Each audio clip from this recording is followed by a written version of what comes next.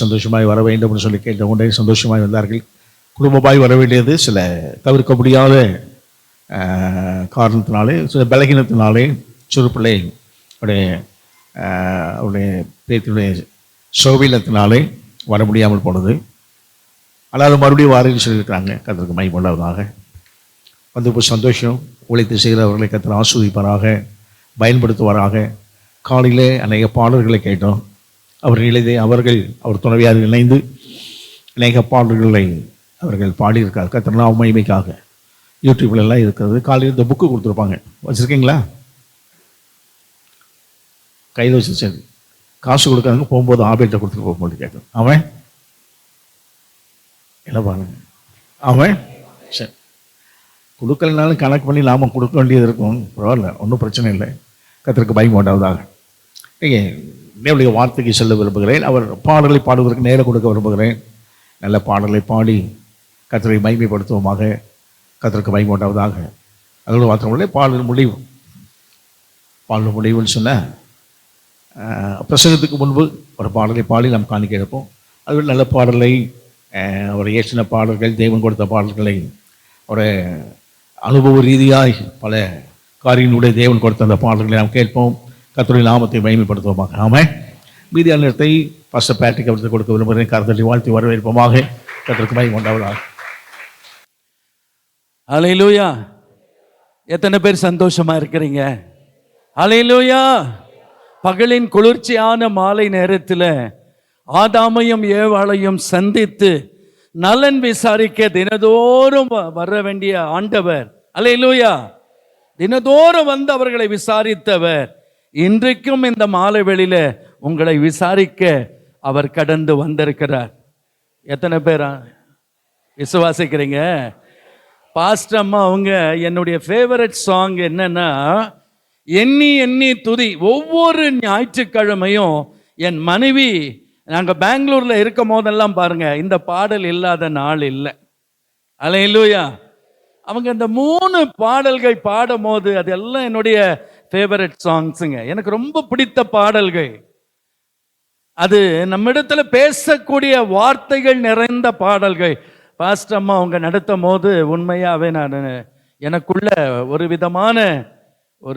ஒரு விதமான துக்கமும், அதே நேரத்தில் ஆவியானவர் இந்த இடத்துல அவர் மகிமைப்பட்டதை நல்ல ஆவியில உணர ஆரம்பித்தேன். ஹல்லேலூயா. அதற்காக ஆண்டவருக்கு நன்றி சொல்லுகிறேன். பாஸ்டருக்காக, பாஸ்டர் அம்மாக்காக நான் ரொம்ப சந்தோஷப்படுறேன். மதியானம் நான் ரூமுக்கு போன பிற்பாடு என் மனைவிக்கு ஃபோட்டோஸ் எல்லாம் அனுப்பிட்டு, அதே நேரத்தில் பாஸ்டர் அம்மா வாங்கி கொடுத்த சாப்பாடை பற்றி ரொம்ப பேசினேன்.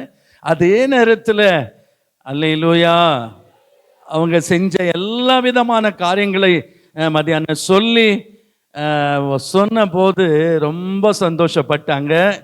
அதே நேரத்தில் நீங்கள் வந்துருங்க, திங்கக்கிழமை நான் பாஸ்டர் அம்மா கிட்ட பேசிக்கிறேன். அதே நேரத்தில் இன்னைக்கு மாலை வர அத்தனை பேருக்கும் என்னுடைய உள்ளமார்ந்த நன்றியும் வாழ்த்து சொன்னேன். உங்ககிட்ட சொன்னாங்க. ஒரு அலையிலேயே சொல்லுங்க. உங்களுக்காக, சபைக்காக, பாஸ்டர் அம்மாக்காக அதிகமாக இந்த ஊழியங்களுக்காக ஜெபித்து கொண்டு இருக்கிறோம். கடந்த செவ்வாய்க்கிழமையிலிருந்து தொடர்ந்து நாங்கள் ஜெபிப்போம். அதில் எந்த மாற்று கருத்தும் இல்லை. தொடர்ந்து நாங்கள் ஜெபிப்போம். நீங்களும் உங்கள் தனிப்பட்ட ஜெபங்கள், குடும்ப ஜெபத்தில் ஒரு நிமிஷம் கூட இல்லை, ஒரு நொடி பாஸ்டர் பேட்ரிக், பாஸ்டர் அம்மா, பாக்கியா சிஸ்டர், பிள்ளைங்க ஆசீர்வதிங்க, ஊழியத்தை ஆசீர்வதிங்க, ஜெபிக்கும்படி உங்களை அன்பாய் கேட்டுக்கொள்கிறேன். ஹல்லேலூயா. யோபு தன் சிநேகிதனுக்காய் ஜெபிக்கும் போது கர்த்தர் அவன் சிறையிருப்பை தேவன் மாற்றினார். ஹல்லேலூயா. அதனால ஸ்தோத்திரம். பாஸ்டர் அம்மாவுக்கு ரொம்ப நான் நன்றி சொல்ல கடமைப்பட்டிருக்கிறேன். நல்ல ஒரு ஆவிக்குரிய தகப்பனும் தாயாய் இந்த காரைக்குடி பகுதியில் தேவன் அவர்களை வைத்து அவர்கள் மூலமாக சபை கட்டி எழுப்பி இன்னைக்கு அநேகருக்கு அவர்கள் ஆசீர்வாதமாய் வைத்து இருப்பதற்காக நான் ஆண்டவருக்கு நன்றி சொல்லுகிறேன். இன்னும் அவங்க கோடியாய் பெருகட்டும். அல்லேலூயா. அநேக 100 ஆண்டு காலங்கள் வாழ்ந்து கர்த்தருக்காக இன்னும் பல காரியங்களை செய்யும்படியாய் இயேசுவின் நாமத்தில் வாழ்த்தி நாங்கள் ஜெபிக்க இருக்கிறோம். அல்லேலூயா. தொடர்ந்து கர்த்தர் நாமம் மகிமைப்படட்டும். உங்களுக்கும் இயேசுவின் நாமத்தில் நான் நன்றி சொல்லுகிறேன். எத்தனை பேருக்கு இன்னைக்கு காலை நேரத்தில் பாடலும் செய்தி உங்களுக்கு ஆசீர்வாதமாக இருந்தது? அல்லேலூயா. ஆண்டவருக்கே மகிமை உண்டாகட்டும். இந்த வேளையில காலையில பெற்றுக்கொண்ட பாடல் புத்தகம் எல்லார் கையில இருக்குங்களா? எல்லார் கையில இருக்கு. அப்படி இல்லாதவங்க பாட்டு புக்கு தேவை என்றால் யாராகியான பாட்டு புக்கு வேணுமா? காலையில வாங்காதவங்களுக்கு சரி, அப்படி பாட்டு புக்கு வேணும்னு சொன்னா என்ன, ஒரு தம்பி வாங்க, சீக்கிரம் வந்துட்டு இதை நீங்கள் பெற்றுக்கொள்ளுங்க. போகும்போது இதனுடைய விலை 20 ரூபாய். ஸ்தோத்திரம். இப்போ 6வது சர்ச்சி பினிஷிங் ஸ்டேஜில் வச்சிருக்கிறேன். அதனால அதுக்காக நாங்கள் ஏதோ ஒரு சில காரியங்களுக்கு அதை யூஸ் பண்ணுவோம். ஆண்டவருடைய நாம் மேம்படட்டும். சில இடங்கள்ல எங்களை ஊழியத்துக்கு என்னையும் மனைவி அழைக்கும் போதெல்லாம் பல சபைகளுக்கு, பல கன்வென்ஷனுங்க, all night prayer, fasting prayer, எத்தனையோ ஊழியங்களுக்கு எங்களை அழைக்கும் போது நான் அந்த சபைக்குள்ள போன உடனே பார்க்கறது ஃபர்ஸ்ட் ஆல்டர் தான். இந்த இடத்துல பார்க்கும் போது சில சபைகளில சேனைகளின் கர்த்தர் பரிசுத்தர் பரிசுத்தர் பரிசுத்தர், எங்க போனாலும் இந்த வார்த்தை அங்க இருக்கும் போது எனக்குள்ள ஒரு கேள்வி, எப்படி ஆகிலும் இந்த சேனைகளின் கர்த்தரை குறித்து ஒரு பாடலை எழுதணும்னு சொல்லி நீண்ட நாளா ஜெபித்து ஆண்டவர் கொடுத்த பாடல் 12வது பாடல். உங்க கரத்துல இருக்கிற பாட்டு புத்தகத்துல 12வது பாடல், அதாவது சேனைகளின் கர்த்தர் பரிசுத்தர். இந்த பாடல் என் மனைவியை பாட சொன்ன, அது யூடியூப்ல இருக்கும், ஆசீர்வாத டிவிலும் அது வந்து கொண்டு இருக்கிறது, யூடியூப்ல இருக்கும். அதனால இதுல வர்ற ஜத்தி எல்லாம் என்னுடைய மனைவி தான் அதை பாடியிருப்பாங்க. இந்த சொரம், இந்த ஜத்தி எல்லாம் ஆண்டி ஒருவேளை இங்க வரலனாலும் அவங்க குரலை நீங்க என்ன செய்யலாம், இப்போ நீங்க கேட்கலாம். அல்லேலூயா, ஸ்தோத்திரம். கர்த்தருடைய நாமம் மகிமைப்படட்டும். உண்மையாவே நாங்க கார்ல வரும்போது பாஸ்டர் அம்மா இந்த பாடல்களை பற்றி பேசினாங்க. எனக்கு ரொம்ப சந்தோஷம். பாஸ்டர், மியூசிக் யார்கிட்ட பண்றீங்க, ரொம்ப விசேஷமா இருக்குது அப்படின்னு அவங்க ரொம்ப சந்தோஷப்பட்டாங்க. அதுக்காக நான் ஆண்டவருக்கு நன்றி சொல்றேன். இந்த வேலையில் எனக்கு பாருங்க, என் மனைவி கூட வராததுனால வேலை கொஞ்சம் அதிகமாகுது. உண்மையாவா இல்லையா? அந்த அம்மா வந்துட்டாங்கன்னா பாட்டு பாடிட்டு ஆராதனை பண்ணிடுவாங்க. அதுக்கப்புறம் நான் ஒரே ஒரு பாட்டு பாடி எல்லாரையும் சந்தோஷப்படுத்தி நேராக செய்திக்கு போயிடுவேன். ஒரு சில இடங்களில் வராத போது கொஞ்சம் எனக்கு வேலை அதிகம், அவ்வளோதான். ஆண்டவருடைய நாமம் மகிமைப்படட்டும். அந்த அம்மா பாடுற குயில் மாதிரி பாடலனாலும் ஒரு கழுத மாதிரி கத்துறதுக்கு நான் அந்த கிருபையை கொடுத்துருக்கிறாரு. அதற்காக ஆண்டவருக்கு நன்றி சொல்றேன். இப்போ என் மனைவியோடு கலந்து இந்த பாடலை நான் பாடுகிறேன். 12வது பாடல். சேனைகளின் கர்த்தர் பரிசுத்தரே, சேனைகளின் கர்த்தர் பரிசுத்தரே, பரிசுத்தரே பரிசுத்தரே, பரலோகில் ஒளித்திடும் தோனி இதுவே, பரிசுத்தரே பரிசுத்தரே, பரலோகில் ஒளித்திடும் தோனி இதுவே, சேனைகளின் கர்த்தர் பரிசுத்தரே, சேனைகளின் கர்த்தர் பரிசுத்தரே. கேருபீன்கள் சேராபீன்கள் ஓயாமலே துதித்திடும், கேருபீன்கள் சேராபீன்கள் ஓயாமலே துதித்திடும், எங்கள் தேவதேவனுக்கு ஸ்தோத்திர கனமும் செலுத்திடும் நேரம், கிருபையும் பெருகிடுதே, கம்பீரமாய் அல்லேலூயா பாடிடுவோம். எங்கள் தேவதேவனுக்கு ஸ்தோத்திர கனமும் செலுத்திடும் நேரம், கிருபையும் பெருகிடுதே, கம்பீரமாய் அல்லேலூயா பாடிடுவோம். சேனைகளின் கர்த்தர் பரிசுத்தரே, சேனைகளின் கர்த்தர் பரிசுத்தரே, பரிசுத்தரே பரிசுத்தரே.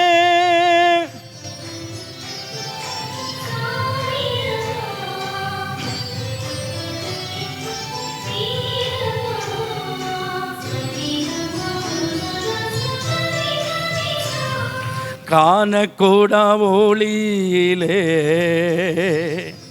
நித்தியமாய் வாசம் செய்யும், காணக்கூடா ஒளியிலே நித்தியமாய் வாசம் செய்யும், எங்கள் காரிருள் நீக்கின கர்த்தரின் ஒளியும் உதித்திடும் நேரம் மகிமையும் தோன்றிடுதே. காளி கோர்ந்து அல்லேலூயா பாடிடுவோம்.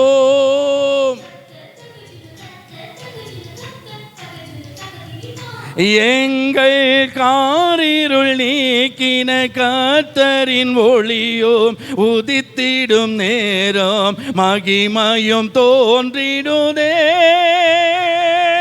காளி கோர்ந்து அல்லேலூயா பாடிடுவோம். சேனைகளின் கர்த்தர் பரிசுத்தரே, சேனைகளின் கர்த்தர் பரிசுத்தரே, பரிசுத்தரே, பரிசுத்தரே.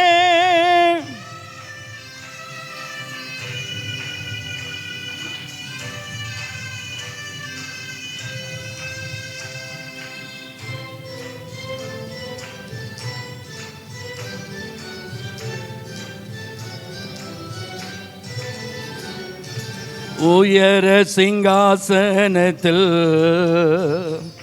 மாட்சிமையாய் வீற்றிருக்கும், உயர சிங்காசனத்தில் மாட்சிமையாய் வீற்றிருக்கும், எங்கள் உன்னதரேசுவின் நாமத்தின் வல்லமை விளங்கிடும் நேரம் வெற்றியும் வெளிப்படவே. ஆர்ப்பரித்து அல்லேலூயா பாடிடுவோம்.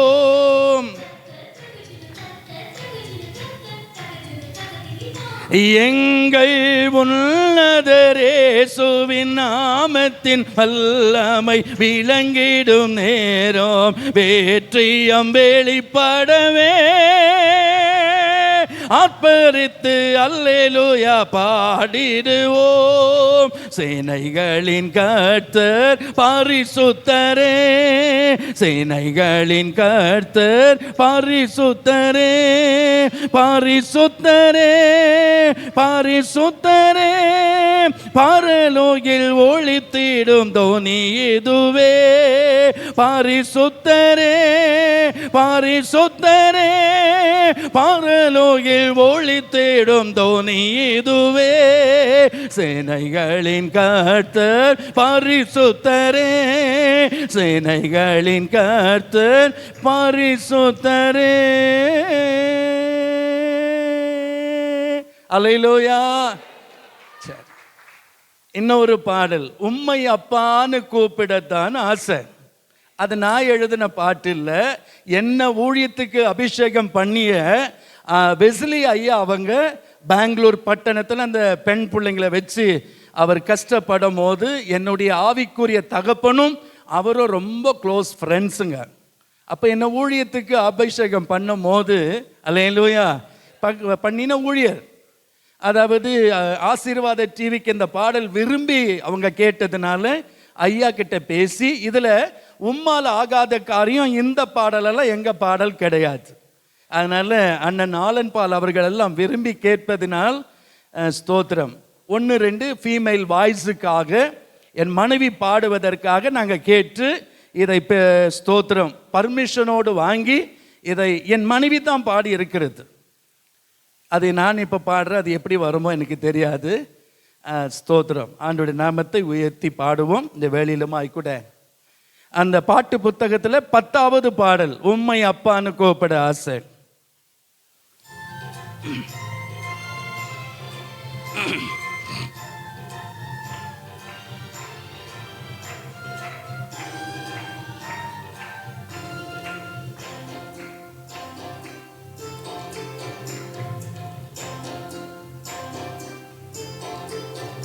உம்மை அப்பான்னு கூப்பிடத்தான் ஆசை, உம்மை அப்பான்னு கூப்பிடவா, உம்மை அம்மான்னு கூப்பிடத்தான் ஆசை, உம்மை அம்மான்னு கூப்பிடவா,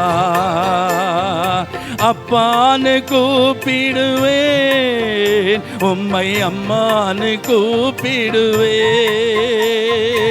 அப்பான்னு கூப்பிடுவேன், உம்மை அம்மான்னு கூப்பிடுவேன், அப்பான்னு கூப்பிடத்தான் ஆசை, உம்மை அம்மான்னு கூப்பிடவா, உம்மை அம்மான்னு கூப்பிடத்தான் ஆசை, உம்மை அப்பான்னு கூப்பிடவா.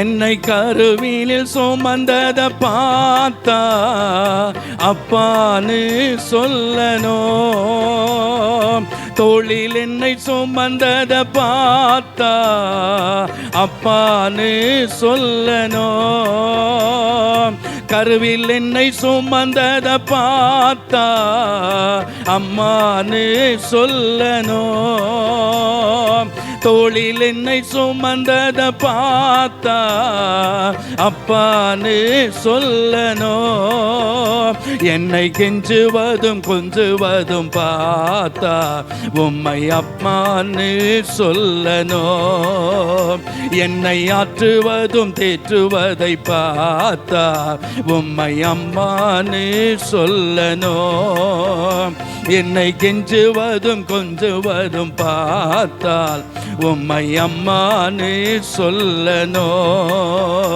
என்னை ஆற்றுவதும் தேற்றுவதை பார்த்தால் உம்மை அப்பான்னு சொல்லணும், உம்மை அப்பான்னு கூப்பிடத்தான் ஆசை, உம்மை அப்பான்னு கூப்பிடவா, உம்மை அம்மான்னு கூப்பிடத்தான் ஆசை, உம்மை அப்பான்னு கூப்பிடவா. அப்போ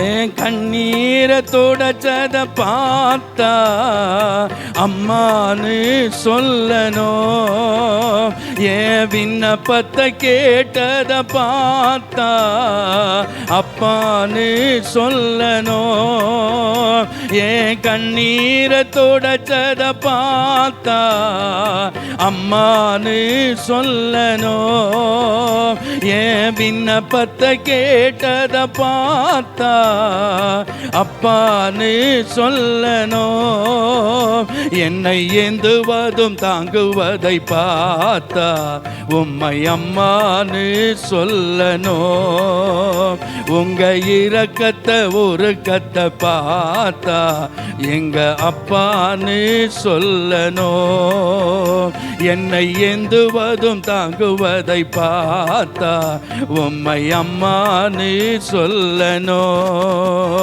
உங்க இரக்கத்தை உருக்கத்தை பார்த்தா எங்க அப்பான்னு சொல்லணும், உம்மை அப்பான்னு கூப்பிடத்தான் ஆசை, உம்மை அப்பான்னு கூப்பிடவா, உம்மை அம்மான்னு கூப்பிடத்தான் ஆசை, உம்மை அப்பான்னு கூப்பிடவா, அப்பான்னு கூப்பிடுவேன், உம்மை அம்மான்னு கூப்பிடுவேன், அப்பான்னு கூப்பிடுவேன், உம்மை அம்மான்னு கூப்பிடுவேன், அப்பான்னு கூப்பிடத்தான் ஆசை, உம்மை அம்மான்னு கூப்பிடவா, உம்மை அப்பான்னு கூப்பிடத்தான் ஆசை, உம்மை அப்பான்னு கூப்பிடவா. அல்லேலூயா. இன்னும் ஒரு பாடல், 13வது பாடல், இயேசுவே என் நேசரே. இந்த பாடல் நான் தான் எழுதினேன், ராகம் அமைத்தேன். ஆனால் என் மனைவியை பாட வச்சிருக்கிற யூடியூப்பில் பாருங்க, கொஞ்சம் இருப்பாங்க ஆண்டவரை. ஆனால் எத்தனையோ பாட்டு என் மனைவி பாடிய பாடல் அழகாக பாடிடுறேன் பாஸ்டர் அம்மா. ஆனால் இந்த பாட்டு மட்டும் வரவே மாட்டேங்குது என் வாய்ஸுக்கு. அல்லேலூயா. இருக்கிற உண்மையை தான் சொல்கிறேன். மியூசிக்கெல்லாம் அவ்வளோ அருமையாக இருக்கும். ஆனால் இந்த பாடல் மாத்திரம், இந்த பாடல் ஆண்டவர் எனக்கு கொடுத்த பாடல். காலையிலே நான் சொன்னேன், படிக்காதவன் ஸ்கூல் வாசனைனா என்னன்னு தெரியாதுன்னு சொல்லி, கர்த்தர் அறிவார், பலிப்பிடத்துலேருந்து சொல்கிறேன். ஆனால் ஆண்டவர் கொடுத்த ஒரு வார்த்தைகளையும் பாருங்க, இதை உன்னத பாட்டிலேருந்து நான் எழுதிய பாடல். ஆனால் என் மனைவி வந்திருந்தால் இந்த பாடலை கொஞ்சம் இருப்பாங்க. அதனால் ஸ்தோத்திரம், மன்னித்து கொள்ளுங்க. கொஞ்சம் ஸ்டார்டிங் ட்ரபிள் தான், அதுக்கப்புறம் போக போக சரியாக வந்துடும். அல்லேலூயா. 13வது பாடல் 5, 5.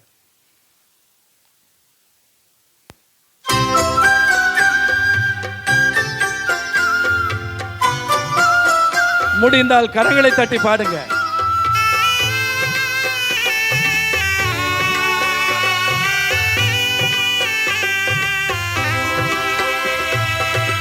இயேசுவே என் நேசரே, நீ சாரோனின் ரோஜாவே, இன்பமே என் நேசமே, என் இதயத்தின் ராஜாவே.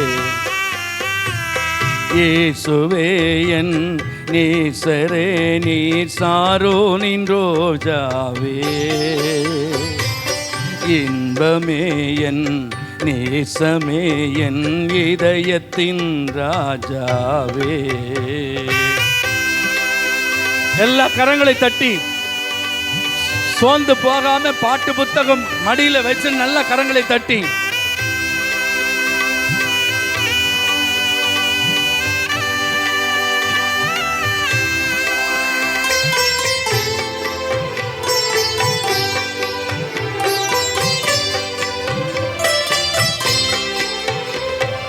கண்மலை வெடிப்பினில் கொடுமுடியில் மறைவினில், கண்மலை வெடிப்பினில் கொடுமுடியில் மறைவினில், தங்கும் வெண் புறாவை போல் என் கண்கள் உம்மை தேடுதே, தங்கும் வெண் புறாவை போல் என் கண்கள் உம்மை தேடுதே, கதவினை தட்டும் நேசரின் சத்தம் இன்பமாய் கேட்குதே, கதவினை தட்டும் நேசரின் சத்தம் இன்பமாய் கேட்குதே, அவர் கரம் என்னை அணைக்குதே, அவர் கரம் என்னை அணைக்குதே. இயேசுவே என் நேசரே, நீ சாரோனின் ரோஜாவே, இன்பமே என் நேசமே, என் இதயத்தின் ராஜாவே.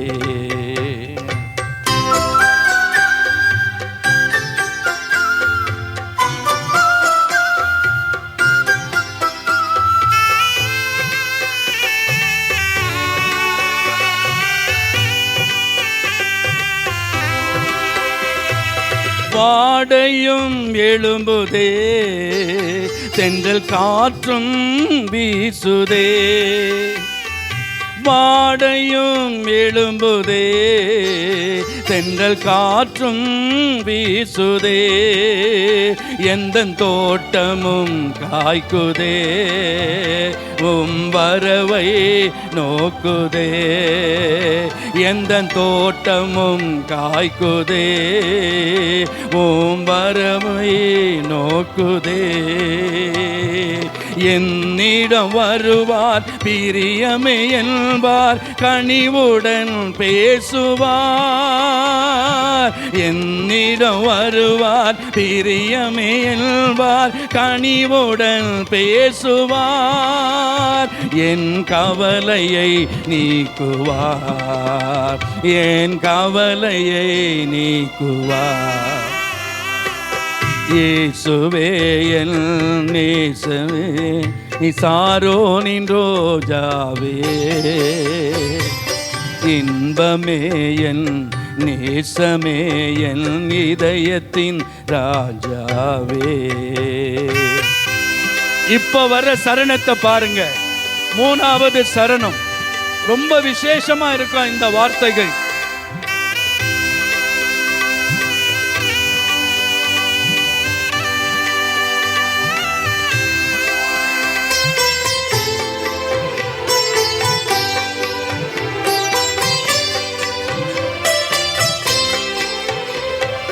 வெண்மையும் மாணவர் நேசர், சிவப்பும் மாணவர். வெண்மையும் மாணவர் நேசர், சிவப்பும் மாணவர். 10,000 பேர்களில் பேரழகில் சிறந்தவர்.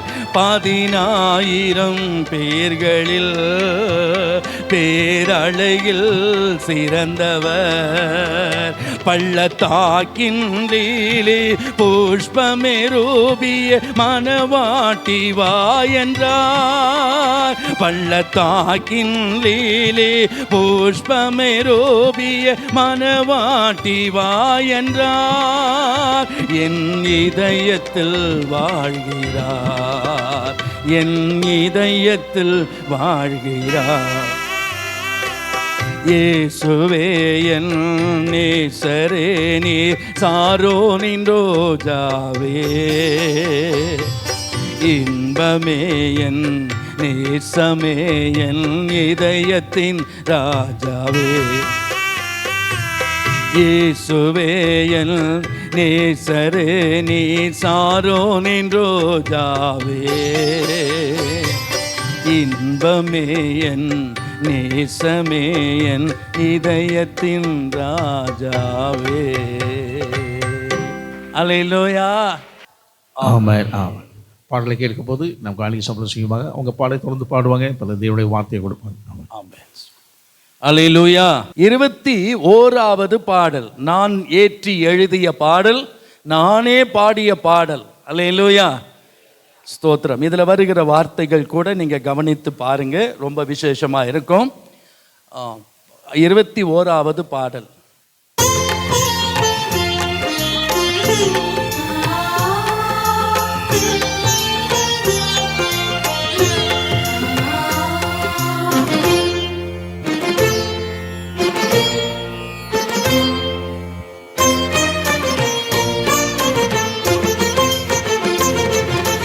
நீர்தான் என் இலக்கணமே, நீர்தான் என் புகழிடமே, என் இதயத்தில் குடிகொள்ளுமே, என் இதயத்தில் குடிகொள்ளுமே. நீர்தான் என் இலக்கணமே.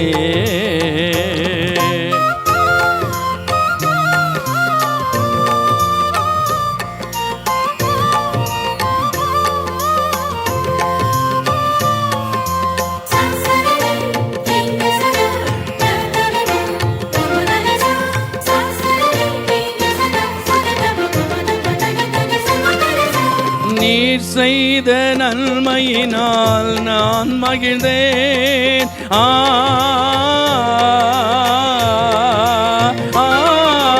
நீ செய்த நன்மையினால் நான் மகிழ்ந்தேன்.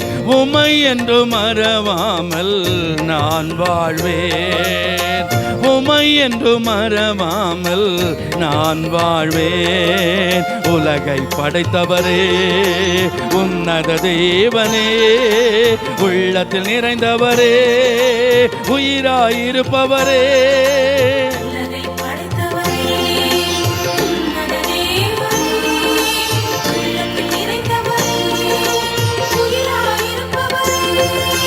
நீர்தான் என் இலக்கணமே, நீர்தான் என் புகலிடமே. என் இதயத்தில் குடிகொள்ளுமே, என் இதயத்தில் குடிகொள்ளுமே. நீர்தான் என் இலக்கணமே.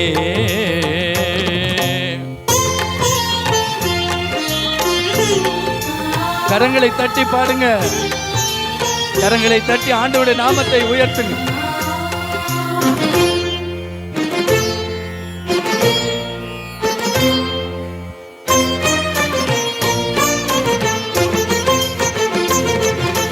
தாயாக தந்தையாக நீர் இருக்க,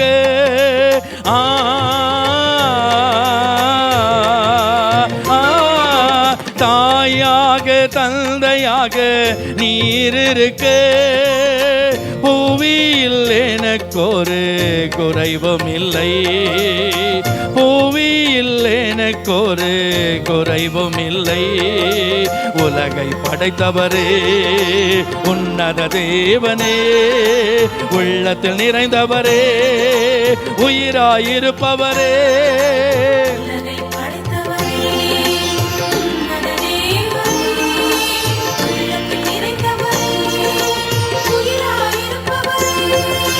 நீர்தான் என் இலக்கணமே,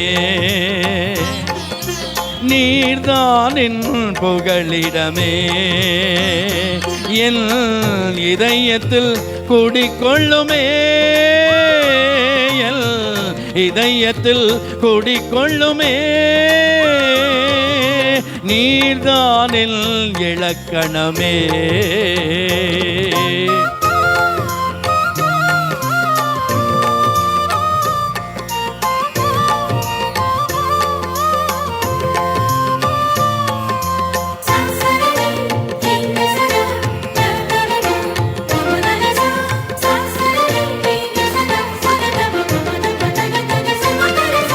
பிந்தின ஆதாமை மக்களித்தேன்,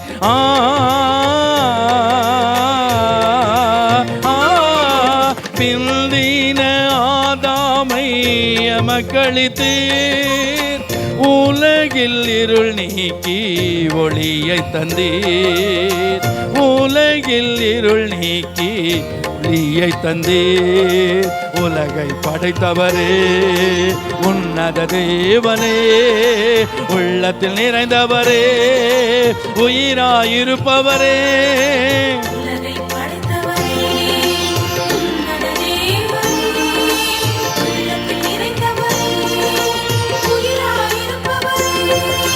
நீர்தான் என் இலக்கணமே,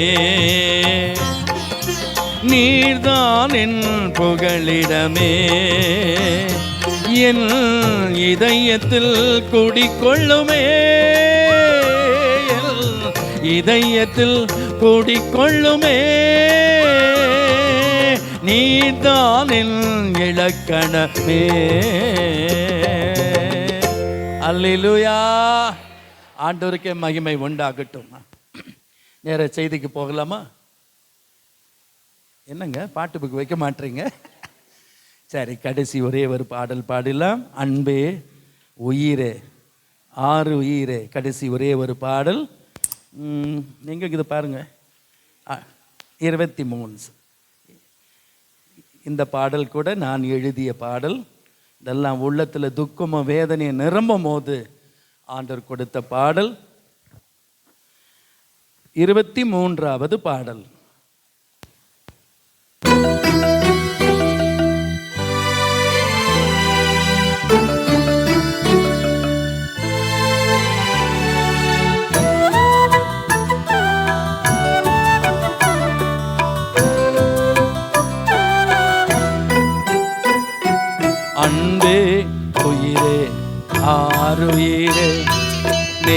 நேசரே உம்மை நேசிக்கின்றேன், அன்பே உயிரே ஆருயிரே. நேசரே உம்மை நேசிக்கின்றேன், உந்தன் பாதம் பணிகிறேன், தேவ சமூகம் நாடுகிறேன். உந்தன் பாதம் பணிகிறேன், தேவ சமூகம் நாடுகிறேன். ஆராதனை ஆராதனை ஆருயிரே, ஆராதனை ஆராதனை ஆராதனை ஆருயிரே, ஆராதனை அன்பே உயிரே ஆருயிரே. நேசரே உம்மை நேசிக்கிறேன்.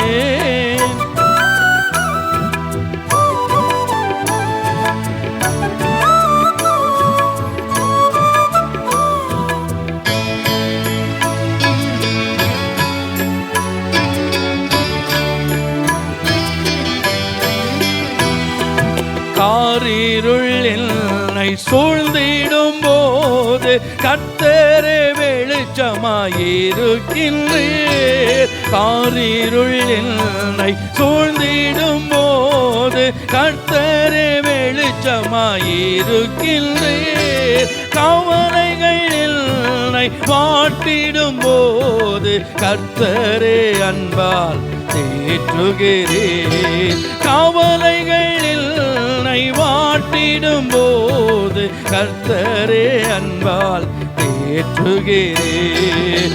ஆராதனை ஆராதனை ஆருயிரே, ஆராதனை ஆராதனை ஆராதனை ஆருயிரே, ஆராதனை அன்பே உயிரே ஆருயிரே. நேசரே உம்மை நேசிக்கிறேன்.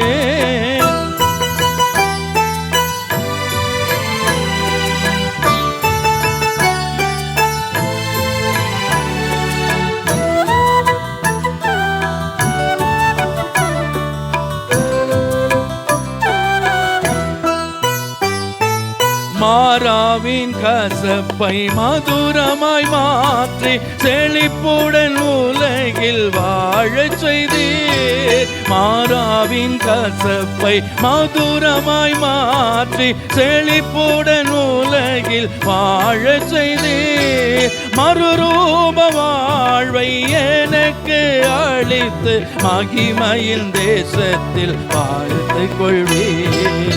மறுரூப வாழ்வை எனக்கு அளித்து மகிமையின் தேசத்தில் சேர்த்துக் கொள்வேன்.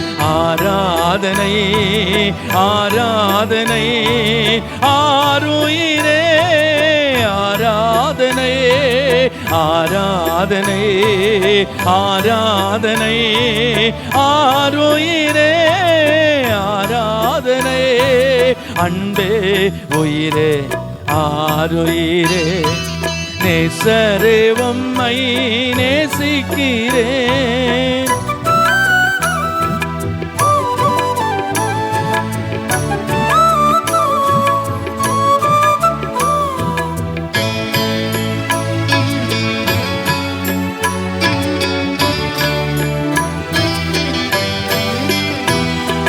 கோடியை யோர்தான் விலகி அகன்று செங்கடலும் பிளந்து வழிவிடுமே. கோடியை யோர்தான் விலகி அகன்று செங்கடலும் பிளந்து வழிவிடுமே. மணவாளனே சுவில் வந்திட மணவாட்டி நானும் பறந்திடுவே. மணவாளனே சுவில் வந்திட மணவாட்டி நானும் பறந்திடுவே. ஆராதனை ஆராதனை ஆருயிரே, ஆராதனை ஆராதனை ஆராதனை ஆருயிரே, ஆராதனை ஆராதனை. அன்பே உயிரே ஆருயிரே, நேசரே உம்மை நேசிக்கிறேன். அன்பே உயிரே ஆருயிரே, நேசரே உம்மை நேசிக்கிறேன். அல்லேலூயா. இதுக்கு மேல இருந்தா நல்லா இருக்கு. அல்லேலூயா. சரி, கர்த்தருடைய நாமம் மகிமைப்படட்டும். எத்தனை பேர் எங்களை நேசிக்கிறீங்க? கை தூக்கி எல்லாரும் காட்டி இருக்கிறீங்க. பரலோகம் பார்க்கறது நாங்களும் பார்க்கிறோம். ஆனால் நீங்கள் என்னை நேசிக்கிறதும் நேசிக்காதது நாளைக்கு காலையிலக்குள்ளே தெரிஞ்சிட்டோம். நான் பெங்களூர் போய் சேர்றதுக்குள்ளே தெரிஞ்சிட்டோம். எப்படி தெரியுமா? நீங்கள் ஓட்டு போடுறதுல தங்குது. இந்த உலகத்தில் எவனுக்கு போடுறீங்களோ இல்லையோ சொல்லுங்க, யூடியூப் அப்போ என்ன பண்ணணும் பார்க்கணும். பாஸ்டர் பேட்ரிக் சாங் திருப்பி பார்த்தீங்கன்னா கீழே பாஸ்டர் பேட்ரிக் சாங், இல்லாவிட்டால் சிஸ்டர் பாக்கியா சாங்.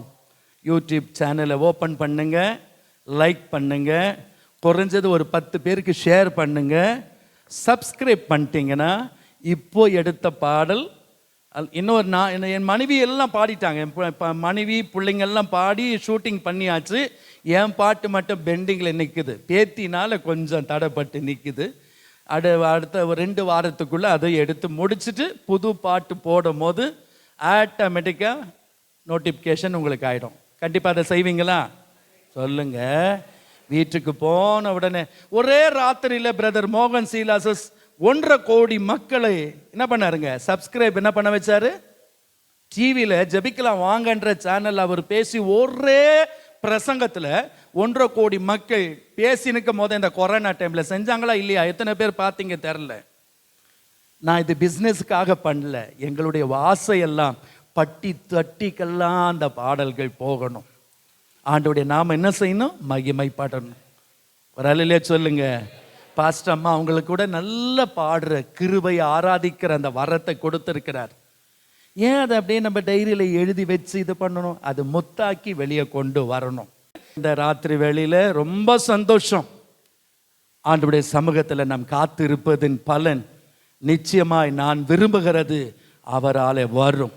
சங்கீதம் 62:5 பிரசங்கம் இல்லை, சங்கீதம் 62:5 படி நான் விரும்புகிறது அவராலே வரும். நீங்க எதிர்பார்த்திருக்கிற நன்மைகளை என் தேவன் கொடுத்து உங்களை ஆசீர்வதித்து அனுப்ப என் ஆண்டவர் வல்லமை உள்ளவராக இருக்கிறார். அல்லேலூயா.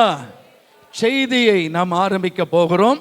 இந்த நேரத்தில் யோவான் 1ஆம் அதிகாரம் 4வது வசனமும் 5வது வசனத்துக்கு உங்கள் வேதத்தை திருப்பி சீக்கிரமாய் வாசித்தால் சரியா ஒரு 1/2 மணி நேரத்துக்குள்ள இந்த செய்தியை நான் முடிக்க பிரியப்படுகிறேன்.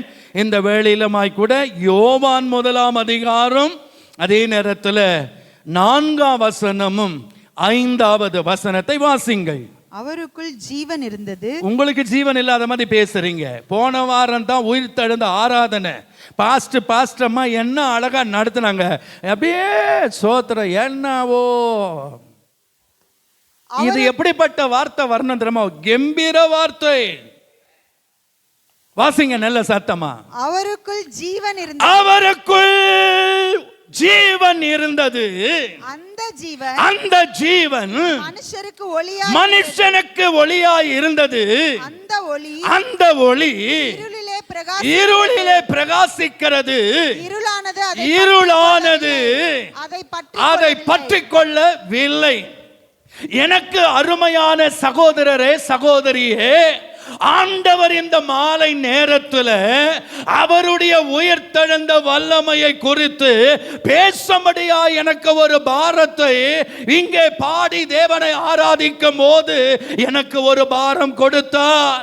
பாருங்க, இயேசு நேற்றும் இன்றும் நாளை என்றென்றைக்கும் அவர் மாறாதவராய் இருக்கிறார்.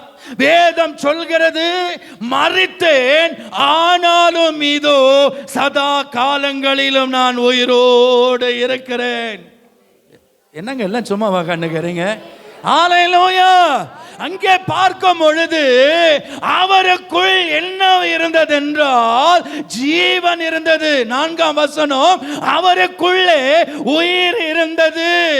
ஆண்டவர் இந்த பூமியிலே அவர் வந்து 33 வருஷ காலங்கள் அவர் ஊழியத்தின் நாட்களிலே அவருக்குள்ளே பிதாவினுடைய ஜீவன் அவருக்குள்ளே இருந்ததனால தான் போன இடத்துலெல்லாம் அந்த பாருங்க மகிமை வெளிப்பட்டதை நாம் பார்க்க முடியும். அநேக பாருங்க இரவெல்லாம் ஆண்டவர் ஜெபிப்பார், பகலெல்லாம் ஊழியத்தை செய்வார். இப்பொழுது ஃப்ளைட் இருக்கிறது, ட்ரெயின் இருக்கிறது, பஸ் இருக்கிறது, கார்கள் இருக்கிறது, 2 வீலர் 4 வீலர் எல்லாம் இருந்து நம்மளால ஊழியம் செய்ய முடியல.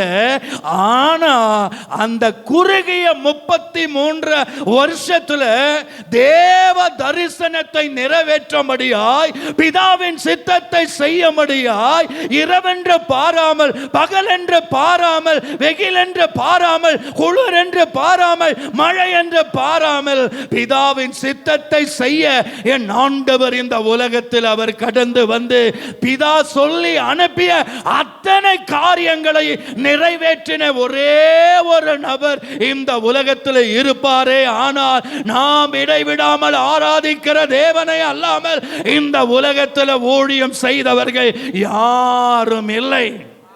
வரலையா சொல்லுங்க.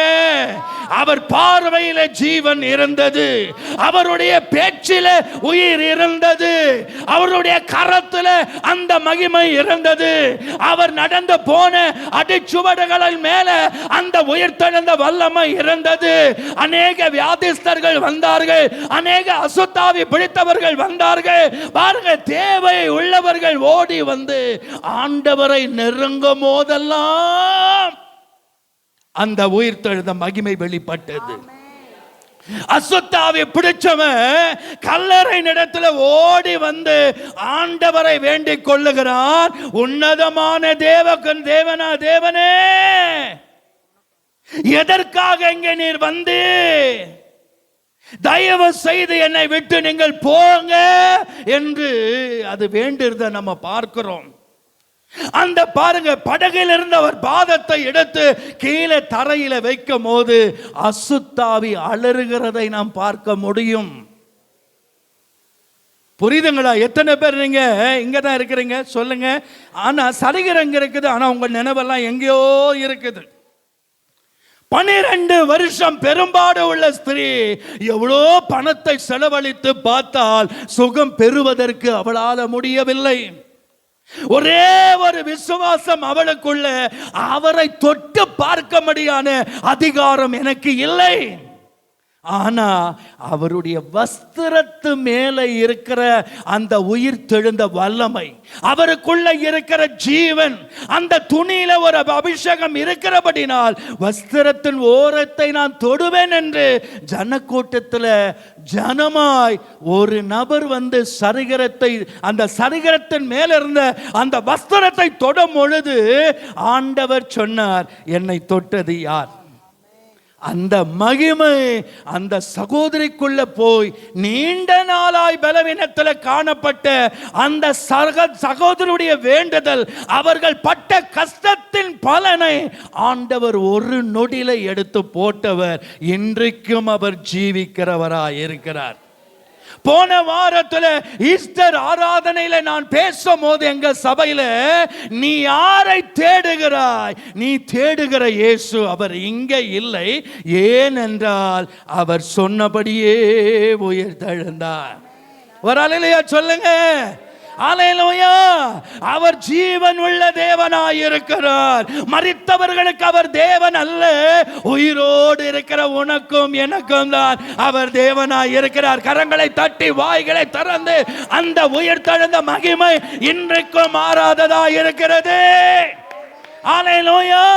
நீ எழும்ப வேணும். உனக்கு கிருபைகளை கொடுத்திருக்கிறார், வரங்களை கொடுத்திருக்கிறார், அபிஷேகத்தை கொடுத்திருக்கிறார், தாளந்தை கொடுத்திருக்கிறார். குடும்பத்தை நடத்துகிற பொறுப்பு, கணவனை நடத்துகிற காரியங்களிலும், பிள்ளைகளை கவனிக்கிற விதங்களிலும், எல்லா விதத்திலும் கர்த்தர் தம்முடைய சொந்த மகிமையை உங்க சிரசின் மேலே தேவன் வைத்து உங்களை பயன்படுத்தி வருகிறார். அல்லேலூயா, அல்லேலூயா. நீங்க வாழ்கிறது போல மற்றவர்களை நீங்கள் வாழ வைக்கும்படியாய்தான் அந்த ஜீவன் உங்களுக்குள்ள தேவன் வைத்திருக்கிறார். இரவு நேரங்களில் எவ்வளோ ஜனங்கள் தூக்கம் இல்லாமல் தவிக்கிறாங்க. எத்தனையோ ஜனங்கள் மருத்துவமனையில் கஷ்டப்படுகிறார்கள்.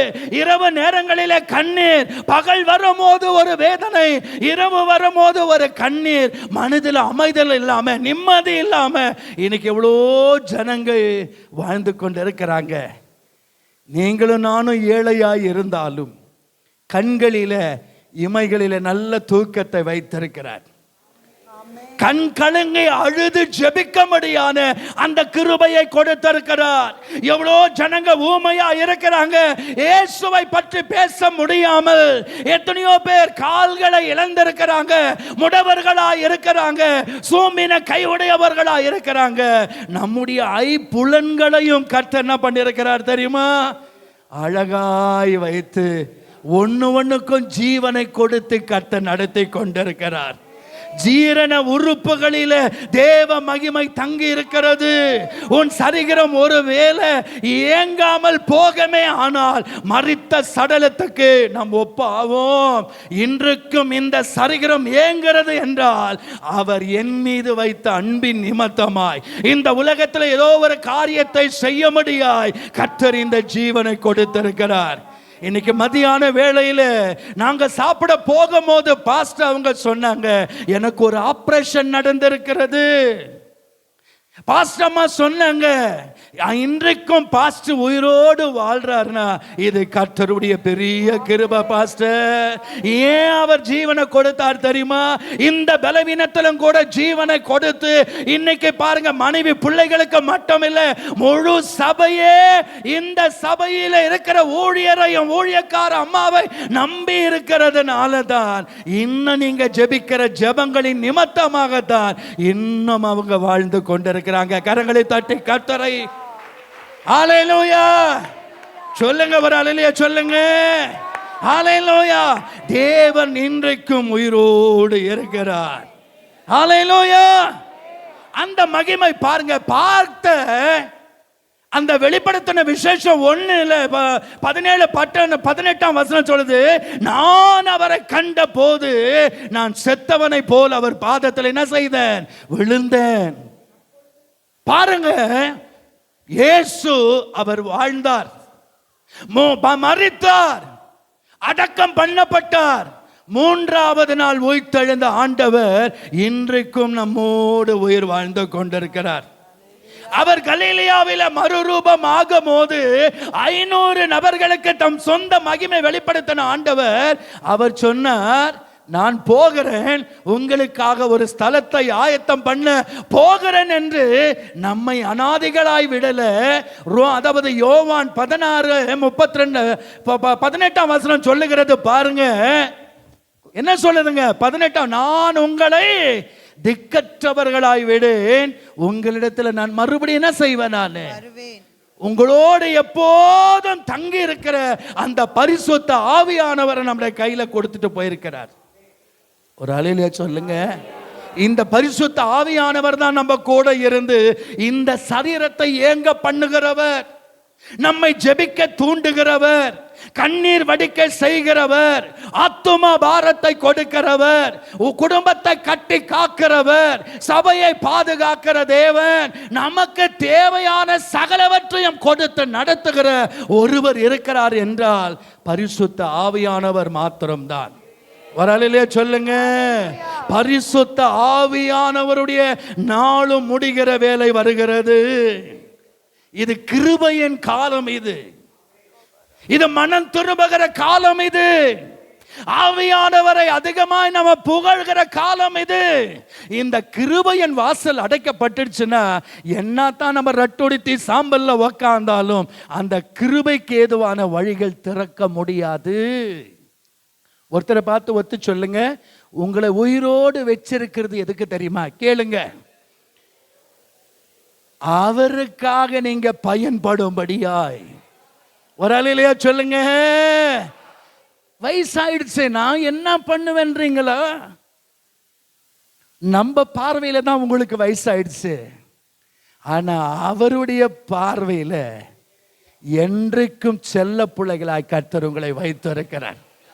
சொல்லுங்க ஒரு அல்லேலூயா சொல்லுங்க. அதனால நீங்க உயிர் வாழ்றது யாருக்கு பிரயோஜனமும் இல்லையோ அவர் ஒருவருக்கு பிரயோஜனமாய் கர்த்தர் உங்களை எண்ணி வைத்திருக்கிறார். சொல்லுங்க ஒரு அல்லேலூயா சொல்லுங்க, நல்லா ஒரு அல்லேலூயா அல்லேலூயா சொல்லுங்க. நான் யாருக்கும் நீங்க என்ன தெரியுமா சொல்லணும்? வீட்டில் யாருன்னா புருஷன் பொஞ்சாதி பிள்ளைங்க யாருன்னா கேட்டா, உன்னை கட்டி எனக்கு என்ன பிரயோஜனம்? புள்ள மேல 2 போட்டு உக்கார வைங்க. 5ல் வழியிலன்னா 50ல் வழியாது. ஒரு அலையில சொல்லுங்க, உன்னை கட்டி எனக்கு என்ன பிரயோஜனம்ன்றாங்களா? அப்ப சொல்லுங்க, உனக்கு பிரயோஜனமோ இல்லையோ என் ஆண்டவருக்கு நான் பிரயோஜனம் உள்ள பாத்திரமா இருக்கிறேன். அவருக்குள்ள என்ன இருந்துச்சுங்களா? அவருக்குள்ள ஜீவன் இருந்ததுனால தான் அந்த ஜீவன் மனுஷனுக்குள்ள ஒளியா இருக்கிறது. இயேசு சொன்னார், நானே வழியும் சத்தியமும் ஜீவனுமா இருக்கிறேன் சொன்னவர், நானே உலகத்துக்கு ஒளியா இருக்கிறேன் என்று சொன்னார்.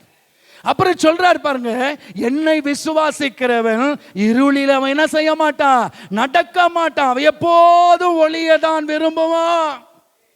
திருடுகிறவனால நிம்மதியாய் பூமியில உலாவ முடியாது. எப்போது வெளிச்சத்தில் இருக்கிறவங்க கர்த்தர் அவர்களை கொண்டு பெரிய காரியங்களை செய்வார். அல்லேலூயா.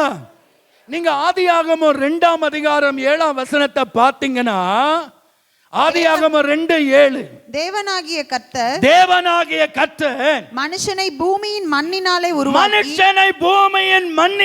உருவாக்கி ஜீவ சுவாசத்தை அவன் நாசியிலே தேவன் என்ன செய்தாராம்?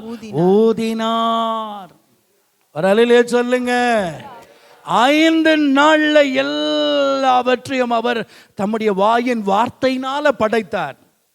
ஆனா 6ஆவதாகத்தான் எல்லாவற்றையும் உண்டாக்கின ஆண்டவர் அவைகளை பண்படுத்தவும், அவைகளை கவனிக்கவும், அவைகளுக்கு பேரிடவும் ஒரு மனுஷனும் மனுஷியும் தேவையாய் இருந்ததுனால தாம் சொந்த கையினாலே மண்ணை எடுத்து தெய்வமாகி அவர், இப்ப இருக்கிறாங்கல்ல குயவனுங்க, எத்தனையோ பொம்மைங்களை பண்றாங்க, அவங்களுக்கு உயிர் கொடுக்கிற அதிகாரம் அவங்க கையில இல்லை. அந்த நாளில ஆதாமை உருவாக்கும் போது பொம்மையை அவர் என்ன செய்தார்? மண்ணை எடுத்து அதை பிளந்து பொம்மையாக்கி அவர் பார்வையிலிருந்து பார்க்கிறார், எல்லாம் அழகாய் தேவன் உருவாக்கினார். சிஸ்டர் இங்க கவனிங்க, எல்லாம் என்ன பாருங்க, இல்லைன்னா முடிச்சுட்டு கொடுத்துட்றேன். இன்னும் எனக்கு கொடுத்துருக்கிற டைம் இன்னும் 15 நிமிஷத்துல முடிய போகுது. இது ரொம்ப ஆசீர்வாதமான செய்தி. எத்தனை பேருக்கு இது பிரயோஜனமா இருக்குதுங்க? அல்லேலூயா. இந்த பொம்மையை தேவன் உருவாக்கி அதை பார்க்கிறார். இதுல எதிலும் கோணலும் ஆணமா இருக்குதா? வரும் காலத்துல இது எனக்கு வேலை செய்யுமா? இந்த கண்கள் எப்படிப்பட்டதா இருக்கிறது? இந்த மூக்கு எப்படி இருக்கிறது? இந்த வாய் எப்படி இருக்கிறது? இந்த கரங்கள், கால்கள் எல்லாவற்றையும் ஆண்டவர் பார்த்து பார்த்து தான் மனுஷன் சொல்றான், மனுஷன் கொருங்கிலிருந்து வந்தான்றான். நீயும் நானும் கொருங்கிலிருந்து வந்திருந்தா கொருங்குக்கு வால் இருக்குமே, ஆனால் உனக்கும் எனக்கும் வால் இருந்திருக்கணும். ஆனா நாம் கொருங்கிலிருந்து வந்தவர்கள் அல்ல, தேவனுடைய கரத்திலும் தேவனுடைய சாயலில் இருந்து இந்த பூமிக்கு நாம் அனுப்பப்பட்டிருக்கிறோம். எவ்வளவு காலம் அவருக்காக பயன்பட முடியாய் இந்த சரீரம் அவரை சுமந்து சென்று எங்கெல்லாம் அவர் நாமத்தை உயர்த்த சொல்லுதோ, யாருக்கெல்லாம் நம்மை ஆசீர்வாதமாய் வைத்து நல்லது உண்மையும் உத்தமமான என் ஊழியக்காரனே, உனக்கு கொடுக்கப்பட்ட ஊழியத்தில் நீ உண்மையாய் இருந்ததுனால சமாதானத்துக்குள் பிரவேசிக்க வான்னு சொல்லி எடுபடுகிற காலம் என்னைக்கு வச்சிருக்கிறாரோ அன்னைக்கு தான் பரிசுத்தவான்களுடைய ஐக்கியத்தில் நம்ம போய் சேர முடியும். ஆனால் நம்ம பேசுகிறோம் இல்லை, என்னைக்கு தான் எனக்கு சாவு வரும் தெரில, என்னைக்கு தான் நான் செத்துடுவேன் தெரில, எப்போ நான் சூசைட் பண்ணலான்னு நினைக்கிறேன். உன் உயிரை எடுக்கிற அதிகாரம் உனக்கே கர்த்தர் கொடுக்கல. இந்த உயிர் எடுக்கவும் கொடுக்கவும் வாழ வைக்கவும் ஏங்க வைப்பதற்காக எல்லா சகல அதிகாரம் அவர் கையில் இருக்குது. சொல்லுங்க.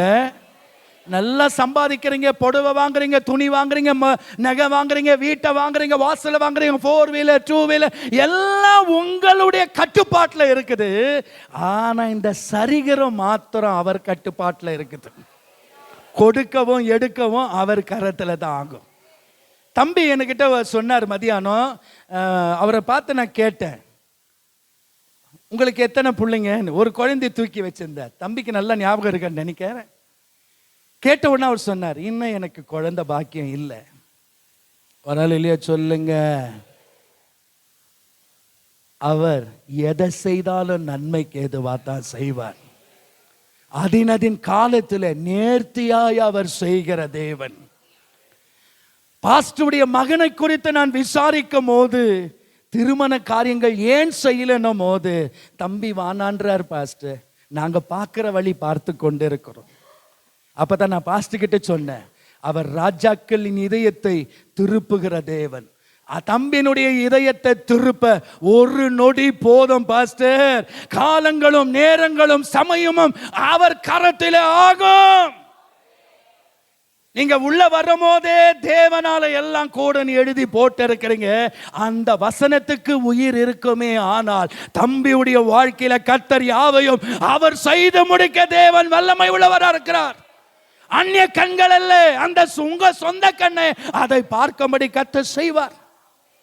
இந்த மண்ணினால மனிதனை உருவாக்கி அதுக்கு பார்க்கும் போது அழகா இருந்தது.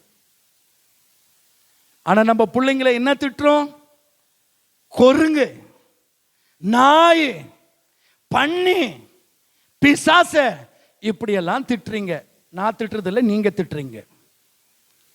தேவன் அப்படியா நம்மளை படிச்சிருக்கிறாருங்க. உன்னத பாட்டில் ஆண்டவர் சொல்றார் 4:6, நீ கருப்பா இருந்தாலும், காக்கா குஞ்சு கருங்குஞ்சா இருந்தாலும், தன் குஞ்சு உங்களை அப்படி வச்சிருக்கிறார். 10 மாசம் தங்கமா வச்சிருக்கிறார். நம்ம ஆண்டு சமூகத்தில் போய் அழுவுறது, வீண் வார்த்தைகளை பேசி அழுப்புறது, எனக்கு அழகு இல்லை, எனக்கு அந்தஸ்து இல்லை, எனக்கு அறிவு இல்லை, எனக்கு ஞானம் இல்லை, எனக்கு செல்வம் இல்லை, நகை இல்லை, நட்டு இல்லை. ஆண்டவர் பார்த்து கேட்கிறார், யார் சொன்ன பூமியில உனக்கு நகை நட்டு இல்லைனாலும் 12 நிரம்பின வாசல்களின் நிமித்தமாய் மரகதகம், கோமேதகம், பதுமராகம், படிகை பச்சை, இந்திரநீலம், சுகந்தி, இப்படிப்பட்ட 12 வாசல்களினால உனக்கு நான் சொந்த வீட்டை ஆயத்த பண்ணியிருக்கிறேன். தங்கத்தினால நீ நடக்கிறதெல்லாம் தங்க வீதி தான். நீ அமர போறது தங்க வீதி தான். அமர போறது தங்க நாட்காலை தான். உனக்கு வைத்திருக்கிற கிரீடம் தங்கமானது தான். வெண்வஸ்திரம் உனக்கு வச்சிருக்கிறேன். பரலோகத்தின் திறவுகோல் சாவியை உன் கையில கொடுப்பதற்கு நான் ரெடி பண்ணி நிற்கிறேன். ஒண்ணுமே இல்லைன்று அழுரியம்மா. நீய நானும் பரலோகத்துக்கு போகும்போது உங்களை எப்படி தெரியுமா வரவேற்பாரு? சிங்காசனத்தில் அமர்ந்து, நீங்க எல்லாம் பாடுறீங்கல்ல, சிங்காசனத்தில் வீற்றிருக்கும் பரிசுத்தரே பரிசுத்தரே, ஆராதனை உமக்கு, ஆராதனை ஆராதனை உமக்கு, ஆராதனை. இப்படி அவரை பாடினீங்கல்ல. உன்னை வரவேற்பதற்கு தூதர்களே அவர் மறந்துட்டு சிங்காசனத்தில் உட்கார்ந்த ஆண்டவர் எழுந்து நின்று, நல்லது உண்மையும் உத்தமமான என் ஊழியக்காரனே, என் ஊழியக்காரிய, பூமியில அனுப்பி செய்ய வச்ச காரியங்களிலே உண்மையான வேலைகளை நீ செய்தபடினாலே வா பிரவேசி என்று உன்னை அழைத்து எல்லோர் கோடான கோடி மக்கள் மத்தியில உன்னை புகழ்ந்து பேசுகிற ஒரு தெய்வம் இருக்கிறார் என்றால் ஆண்டவராகிய இயேசு மாத்திரம்தான். ஒரு அல்லேலூயா சொல்லுங்க. அந்த பொம்மையை தேவன் பார்த்தார், எல்லாம் அழகா இருக்குது, ஆனா அதுக்குள்ள என்ன இல்லை தெரியுமா? அதுக்குள்ள என்ன இல்லை? நல்லா பேசுங்க, என்ன இல்லை? அப்ப அதுக்கு ஜீவன் வரணும்னா ஆண்டவர் என்ன பண்ணாருங்க? நாசியில போய் என்ன செய்தாருங்க? ஊதும் போது அவன் ஜீவாத்மாவாய் மாறினான். விஞ்ஞானி அவர் தான் ஃபர்ஸ்ட் இந்த உலகத்துக்கு.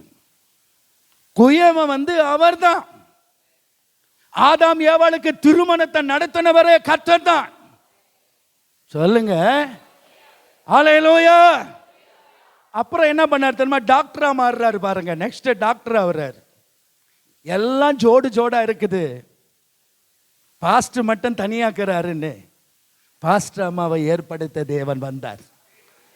ஒரு பொம்மையை எடுத்தார், அழகா என்ன செய்தாருங்க? சொல்லுங்க. மறுபடியும் ஜீவன் இல்லை, அடுத்த பொம்மைக்கு ஜீவன் இல்லை. உடனே விழா எலும்ப கழட்டி எடுத்து அந்த ஏவாளுக்குள்ள வைத்த ஆண்டவர். அவர் யார் அப்பனா? டாக்டர். அதுதான் இப்ப இருக்கிற மனுஷருங்க சொல்றாங்க, எங்களால பார்க்க முடிஞ்ச வரைக்கும் பார்த்துட்டேன், உங்ககிட்ட இருந்து எல்லா பணமும் வாங்குற வரைக்கும் வாங்கிட்டேன், உனக்கிட்ட அந்த கெப்பாசிட்டி இல்லைன்னு எனக்கு தெரிஞ்சு போச்சு, இதுக்கு மேல கடவுள் கையில இருக்குது, உங்க கடவுளை வேண்டிக்க போன்றான். இன்னைக்கு கொள்ள அடிக்கிறவன் எங்க இருக்கிறான்னா ஸ்கூல்ல, அடுத்தது என்னதுங்க? ஹாஸ்பிட்டல். ஆனா இலவசமாய் சுகத்தை கொடுக்கிறவர் யார் என்றால் நாம் ஆராதிக்கிற தேவன் ஒருவர் மாத்திரம் தான். ஒரு ஆளிலே சொல்லுங்க. பாஸ்டர் கொடுத்த நேரம் 5 நிமிஷம் இருக்குது. உன்ன நான் டீப்பா உள்ள போல 3 சப்ஜெக்ட் பேசணும்.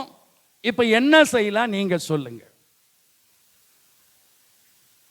உங்களை மேல விட்டுறேன், முடிச்சிருங்கன்னு சொன்னீங்கன்னா 2 வார்த்தை பேசி ஆமேன்னு போய் உக்காடுறேன். இல்லைன்னா 3 சப்ஜெக்டா நான் பார்க்க விரும்புனீங்கன்னா இதுலயே போட்டுடலாம் மார்க். உங்க மேல நீங்க எந்த அளவில் இருக்கிறீங்கன்னு மார்க் இதுலயே தெரிஞ்சிடும். எப்படிப்பட்ட கிறிஸ்தவன் இதுலயே பார்த்துடலாம். சொல்லுங்க பாஸ்டர்.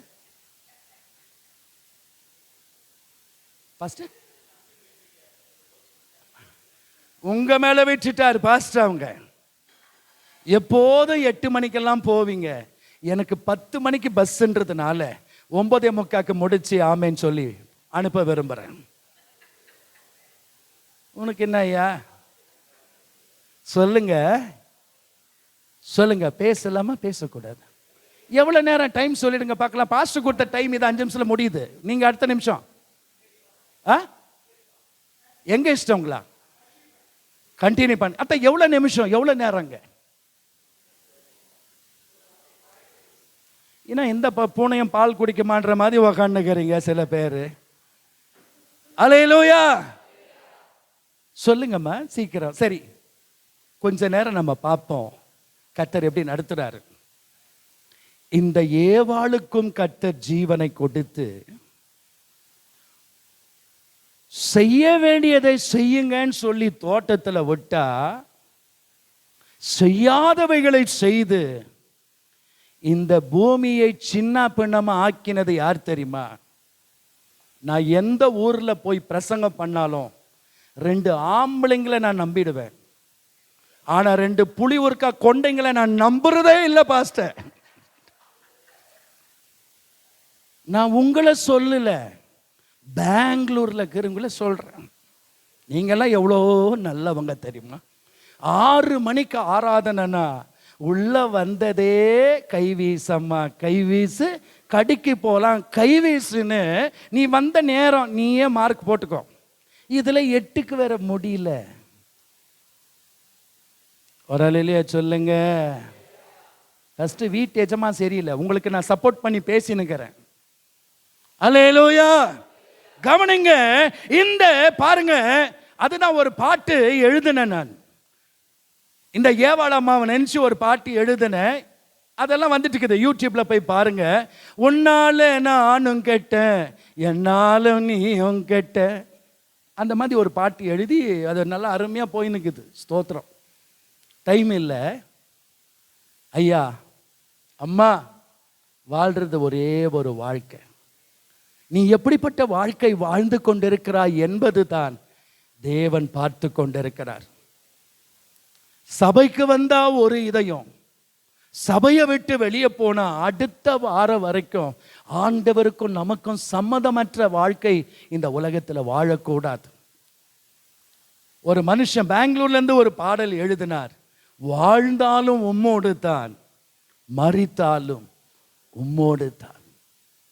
ஏன்னா இயேசு இன்றைக்கும் அவர் வாழ்கிறபடினால், இயேசு இன்றைக்கும் அவர் ஜீவிக்கிறபடினால் உன்னையும் வாழ வைப்பதற்காகத்தான் உன் குடும்பத்துக்கு ஒரு ஆசீர்வாதமாய் தேவன் வைத்து நடத்தி கொண்டிருக்கிறார். ஒரு அல்லேலூயா சொல்லமா? சரி, இயேசுக்குள்ள என்ன இருந்துச்சுங்க? அந்த ஜீவன் மனுஷனுக்கு எப்படி இருந்துச்சுங்க? ஒளியா இருந்தது. நான் அப்படியே சொல்லின்னு போறேன், ஏன்னா நேரம் அதிகமா இல்லாததுனால நான் அப்படியே சொல்றேன். வீட்டில் போய் நீங்க பார்த்துக்கங்க அந்த வசனம். மார்க் எழுதின சுவிசேஷம் 5ஆம் அதிகாரம் 35 இருந்து ஒரு 2-3 வசனங்களை வாசிங்க. 43 வரைக்கும் வீட்டில் போய் படிச்சு பாருங்க. சீக்கிரமா வாசிங்க. 35 இருந்து வாசிங்க.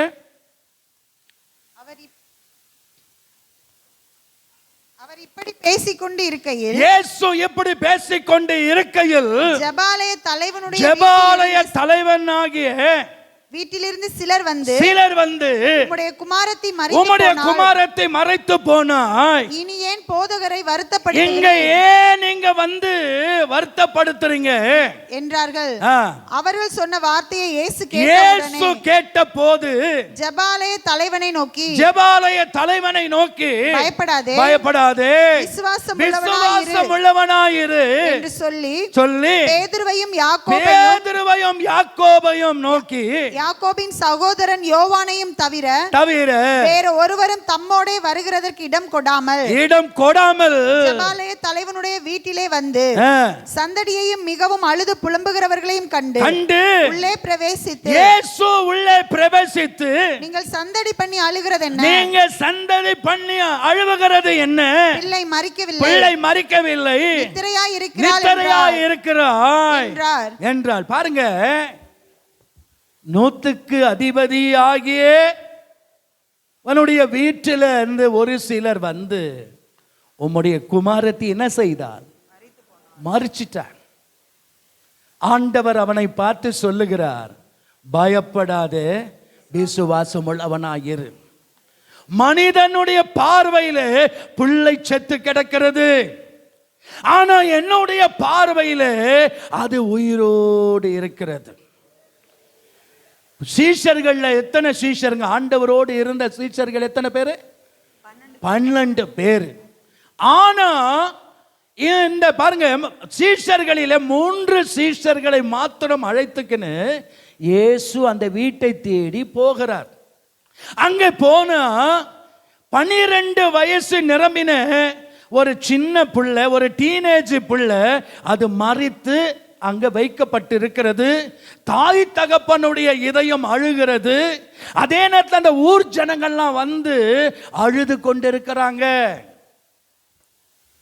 அந்த அம்மா நல்ல ஆழ்ந்த தூக்கத்தில் இருக்கிறாங்க. வந்து கூட 10 பைசாக்கு பிரயோஜனம் இல்லை. கவனிங்க, இதெல்லாம் இந்த வார்த்தைங்களாம் ஏன் பேசுறேன் தெரியுமா? நாங்கள் ரொம்ப கிராமங்களுக்கு போகிறோம்.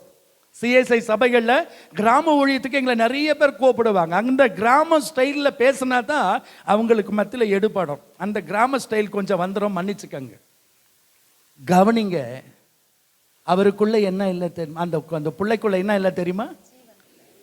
எல்லாம் அழுதுன்னு இருக்கிறாங்க. இயேசு உள்ள வந்து பார்த்தார். ஒரு தாய் உடைய இதயம் எப்படிப்பட்டது, ஒரு தகப்பனுடைய இதயம் எப்படிப்பட்டது என்று அறிந்த ஆண்டவர் உள்ள வந்து எங்க வந்தாருங்க? வாயை திறந்து பேசுங்க. எங்க வந்தாருங்க? வீட்டுக்குள்ளே வந்து எல்லோரையும் அவர் வெளியே அனுப்பி, இப்ப உள்ள எத்தனை பேர் இருக்கிறாங்க தெரியுமா? இயேசுவும் சீஷர்கள் 4 பேர், தாய் தகப்பன் 6 பேர், மரித்த சடலமாகிய அந்த தலித்தா குமி என்ற அந்த பெண் 7 நபர்கள் உள்ளே இருக்கிறார்கள். 7 என்பது பரிபூரணம். உடனே அந்த பிள்ளையினுடைய கையை பிடித்து ஒரே ஒரு வார்த்தை சொல்லுகிறார், தலித்தா குமி, எழுந்திருன உடனே அந்த கையிலிருந்து ஒரு அபிஷேகம் புறப்பட்டு போய் மரித்த சடலம் உயிரோடு எழும்பி வெளியே வந்தது. ஒரு அலையிலையா சொல்லுங்க, ஒரு அலையிலையா சொல்லுங்க. இயேசு இன்றைக்கும் ஜீவிக்கிறார். அவர் ஜீவிக்கிறதுனால நீங்களும் நானும் ஜீவித்து கொண்டிருக்கிறோம். இன்னைக்கு பாருங்க, மரணத்துக்கு ஏதுவா இருக்கிற ஜனங்களை விடுவிக்க வேண்டுமே ஆனால் தேவ சமூகத்தில் நீ காத்திருந்து அவரிடத்திலிருந்து வல்லமையும் அபிஷேகத்தை பெற்று மற்றவங்களுக்கு ஆசீர்வாதமாய் உன்னை பயன்படுத்துகிற வேலை ரொம்ப சீக்கிரத்தில் வருகிறது. நீ எவ்வளவுக்கு எவ்வளவு தேவ சமூகத்தில் காத்து இருக்கிறியோ கர்த்தர் அவ்வளவுக்கு அவ்வளவு தேவன் மகிமை அடைகிறவராக இருக்கிறார். இன்னைக்கு காலையில என் மனைவியை பார்த்து நான் கேட்டேன். இங்க மதியானம் ஆராதனை இங்க எல்லாம் முடிச்சு நான் ரூமுக்கு போனோன்னு என் மனைவியை பார்த்து கேட்டேன், இன்னைக்கு எதனா ஒரு ஆத்மா புதுசா வந்துச்சான்னு கேட்டேன். பயங்கரமா எங்க வீட்டு முன்னால பயங்கரமான பாருங்க ஒரு சிஎஸ்ஐ குடும்பம், அவங்களுக்காக நீண்ட நாள் நாங்க ஜெபம் பண்ணி இருந்தோம். அந்த குடும்பம் மனம் திரும்பாதா? எதை கடமைக்காக மாசத்துல ஒரு முறை போய் வருவாங்க. இன்னைக்கு என் மனைவி சொல்றாங்க, கணவன் மனைவி அவங்க 2 பேர், கணவன் மனைவி 2 பிள்ளைங்க, அதே நேரத்தில் அவங்க அக்கா ஃபேமிலி இன்னைக்கு இத்தனை பேர் புதுசா சபைக்கு வந்தாங்கன்னு உடனே அதை விட சந்தோஷம் எனக்கு இந்த உலகத்துல வேற ஒன்றுமே இல்லை. ஏன்னா லூக்கா 15ஆம் அதிகாரத்துல ஒரு பாவி மனம் திரும்பினால் பரலோகத்துல மிகுந்த சந்தோஷம். அம்மா, நீ வாழ்ந்து கொண்டிருக்கிற உனக்கு ஜீவனை தேவன் ஏன் வச்சிருக்கிறார்? இன்னைக்கு அந்த அம்மா கூட என்கிட்ட சொன்னாங்க, எதிர்க்க இருக்கிற அபார்ட்மெண்ட்ல இருக்கிற 30 வீடுகள் இருக்கிறது, ஆண்டவர் என்னை ஒரு அறையில ஒரு இடத்துல என்ன தேவன் வைத்திருக்கிறார்னா ஏன் வச்சு உங்களை நடத்துறாரு தெரியுமா? அந்த 29 குடும்பங்கள் இருக்குது, அந்த குடும்பத்துக்கு உத்தரவாதி நீங்க தான். ஜெபிப்பதற்கு தேவன் உங்களை வைத்திருக்கிறார். அவங்க ரட்சிப்பை நீங்க பார்க்கும்படி செய்வதற்கு உங்களை வச்சிருக்கிறார். அவங்களுடைய ரட்சிப்பு உங்க கையில. அவங்களுக்காக நீங்க ஜெபிக்கணும், அவங்களுக்காக சுவிசேஷத்தை சொல்லணும், ஆலயத்தை பற்றி சொல்லணும், ஊழியரை பற்றி சொல்லணும். இன்றைக்கு சபை வளர்ந்து பெருக வேண்டுமே ஆனால் ஊழியக்காரருங்க குட்டி போடுவதில்லை, மைப்பர்கள் குட்டி போடுவதில்லை. ஆடுகளாகிய நீங்கள் தான் சபையை வளர்க்கிற மிகப்பெரிய பொறுப்பை கர்த்தர் வைத்திருக்கிறார். ஒரு அலையிலேயே சொல்லுங்க. சிஸ்டர், உங்களை ஆண்டு ரொம்ப விசேஷமா இனி வருகிற நாளில கர்த்தர் இதுவரைக்கும் அது உங்களை கை தூக்கி நிற்கிறீங்களே, உங்களை இதுக்கு மேல நீங்க பார்க்கறதெல்லாம் ரொம்ப வித்தியாசமா நீங்க பார்க்க போறது ஆவியானவர் சொல்றார். இன்னைக்கு இந்த வீட்டை நீங்க எடுத்துக்கினீங்கன்னா வீட்டுக்குள்ள வந்து தேவன் அற்புதத்தை செய்ய தேவன் என்ன பண்ணாருங்க? கடந்து வந்தார். இது முதல் அற்புதம். பாருங்க, இந்த இடத்துல ஆண்டவர் செய்கிற காரியத்தை பாருங்க. 3 நபர்களை நான் காட்டிட்டு நான் முடிக்க விரும்புறேன். இந்த 3 பேருக்கும் தேவன் வெளிப்பட்டு அவர்கள் மரித்தவர்களை உயிரோடு எழுப்பின ஆண்டவர் முதலாவதாக இந்த 3 பேருக்குள்ள இந்த வீட்டுக்குள்ள இயேசு வந்ததுனால மரணம் ஜெயமாய் கர்த்தர் அந்த பிள்ளையுடைய வாழ்க்கையில தேவன் மாற்றினார். உள்ளே வரும்போது தரித்திரம் மாறியது, ஐயோ கண்ணீர் நீங்கப்பட்டது. எத்தனையோ பிரச்சனை போராட்டத்தில் அந்த குடும்பம் இருந்ததோ, இயேசு உள்ளே வந்ததுனால முழு குடும்பத்துக்கும் ஜீவனை கர்த்தர் கொடுத்தார். இயேசு எந்தெந்த வீட்டுக்கு போனாரோ அந்த வீட்டிலெல்லாம் கர்த்தர் அற்புதத்தை செய்திருக்கிறார். பாருங்க, சகையு வீட்டுக்கு வரும்போது அநேகரை ஏமாத்தி சேர்த்து வைத்தவன் இயேசு உள்ளே வந்த உடனே அவன் குத்தப்பட்டு, யார் இடத்துல நான் அநியாயமா நான் காசு வாங்கினது உண்டானால் 4 மடங்கு நான் திரும்பி கொடுத்துட்றேன். இதுதான் ரட்சிப்பின் சந்தோஷம். ஒரு அலையிலையா சொல்லுங்க, சொல்லுங்க ஒரு அலையில நல்லா சத்தமா உற்சாகமாய் இயேசு நமக்குள்ள வரணும். ஒரு அலையிலே சொல்லுங்க. கடந்த வாரத்தில் பார்த்தீங்க நீங்க, அந்த கழுதை எல்லாரும் ஒதுக்கப்பட்ட ஒரு கழுதை. பாஸ்டர் அவங்க பேசின அந்த செய்தியை நான் பார்த்தேன். ஒதுக்கப்பட்ட கழுதை. நானும் கூட பாருங்க ஃபார்ம் சண்டையில் நான் பெங்களூர்ல பேசும் போது ஒதுக்கப்பட்ட கழுதை, எல்லாரால வெறுக்கப்பட்ட ஒரு கழுதை, யாரும் விரும்பாத ஒரு கழுதை. அந்த கழுதை அழுக்கு மூட்டையை சுமக்கிற ஒரு கழுதை. ராஜ்ய மகிமை அதுக்கு தெரியாத இருந்தது.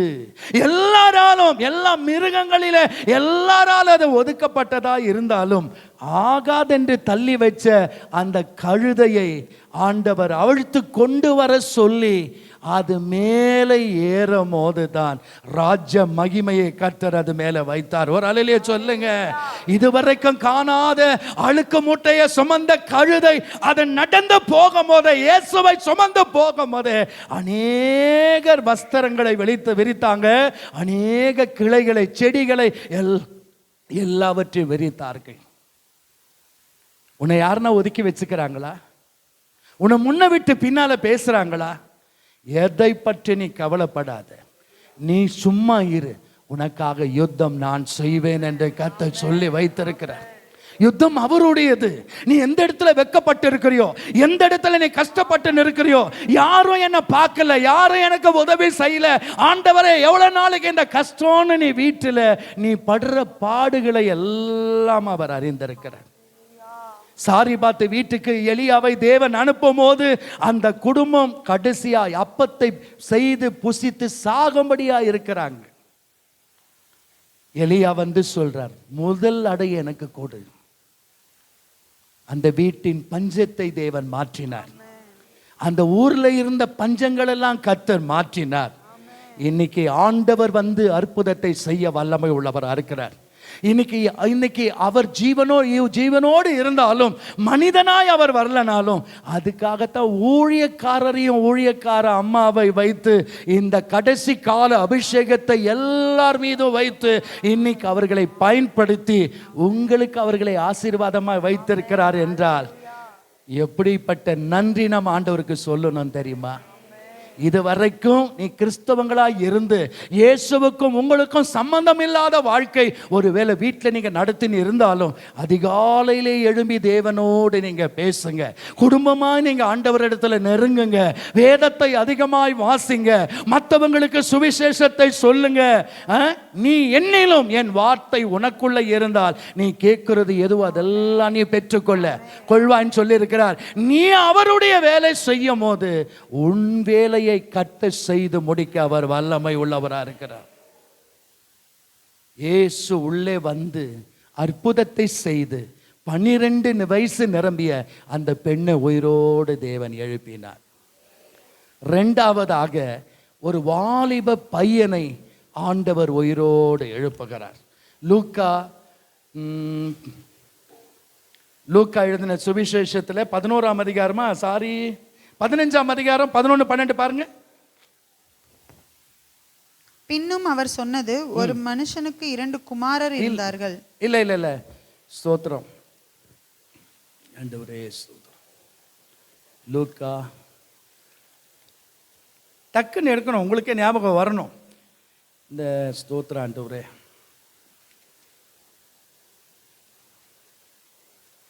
பதினொன்னுல தான் வரும் பாருங்க, சீக்கிரம் பாருங்க. 10ஆம் அதிகாரத்துல இருந்து பாருங்க. 11ஆம் வசனம். அதுல எந்த அதிகாரம் இருந்தாலும் அதுல 11, 12 பாருங்க சீக்கிரம். எள்ளுனா எண்ணெயா இருக்கணும். நீங்க நானு ஸ்தோத்திரம் 7ஆம் அதிகாரம் 11ஆம் வசனம் பாருங்க. மறுநாளிலே அவர் நாயின் 7:11 வாசிங்க. மறுநாளிலே நாயின் என்னும் ஊருக்கு போனார். நாயின் என்னும் ஊருக்கு இயேசு போனார். அவருடைய சீஷர் அநேகரும் திரளான ஜனங்களும் போனார்கள்.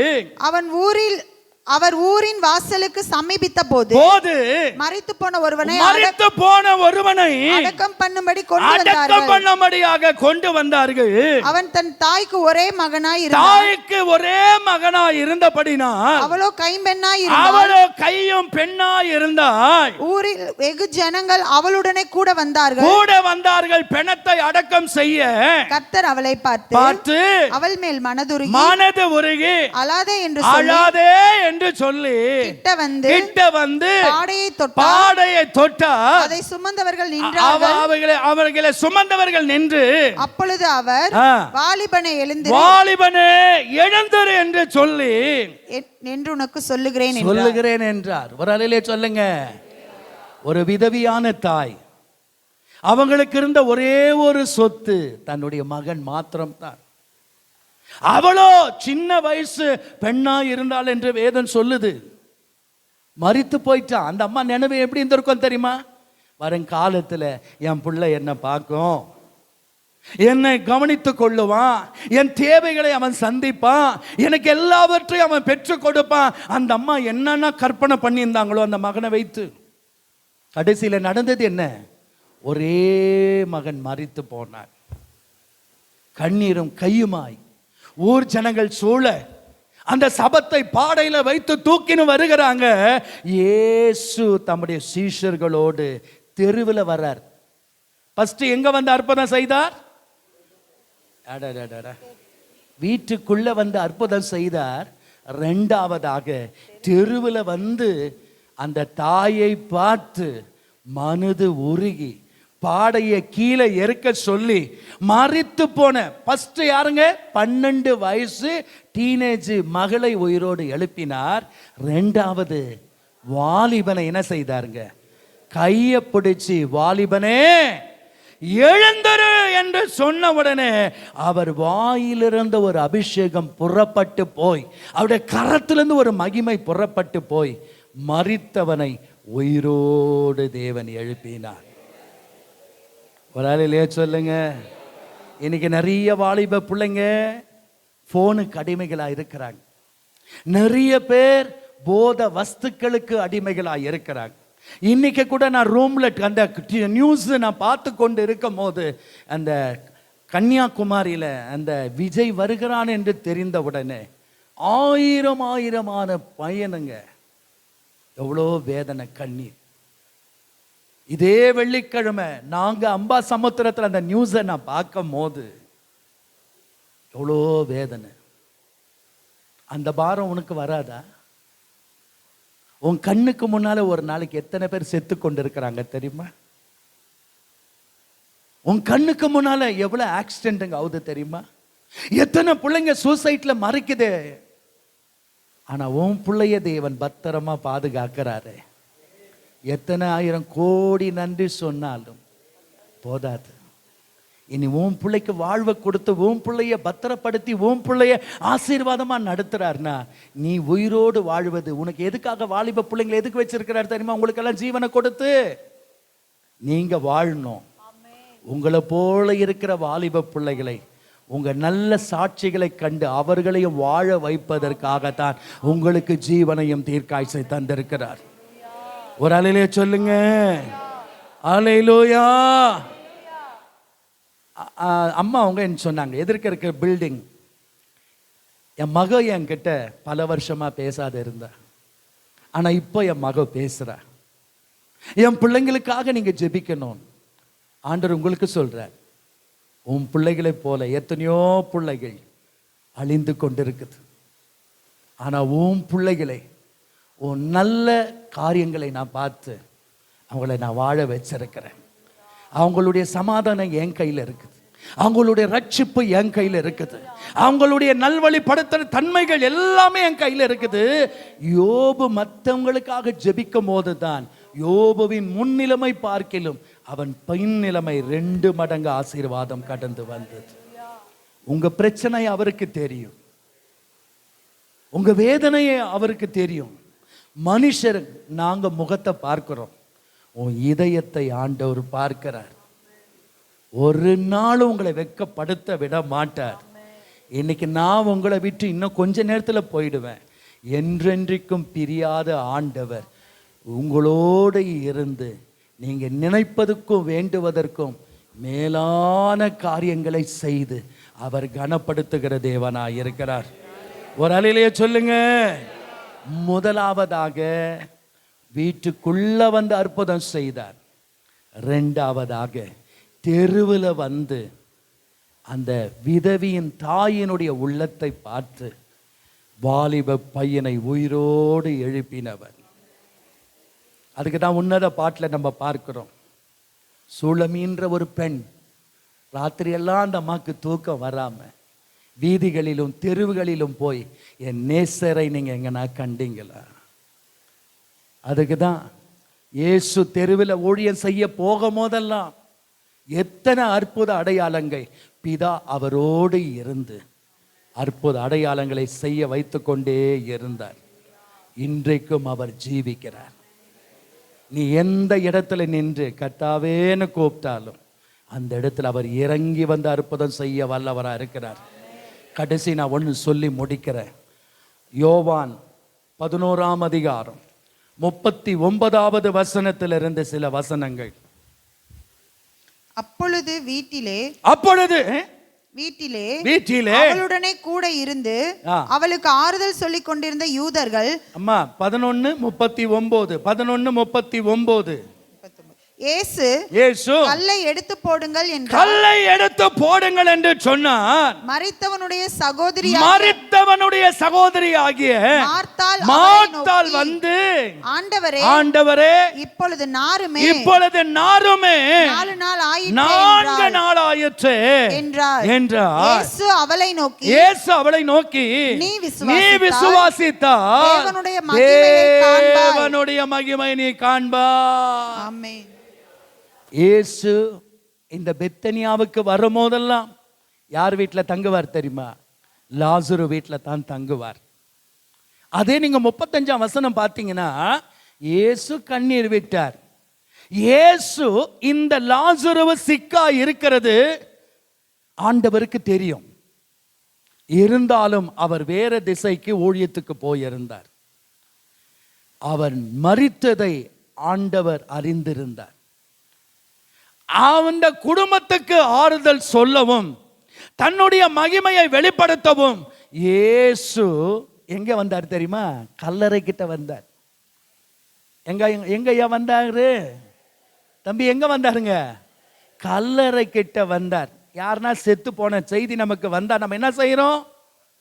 வீட்டுக்கு போறோம், தெருவில் கொண்டு போறோம், கடைசியில கல்லறைக்கு போய் 3 புடி மண்ணை போட்டு வந்துடுறோம்.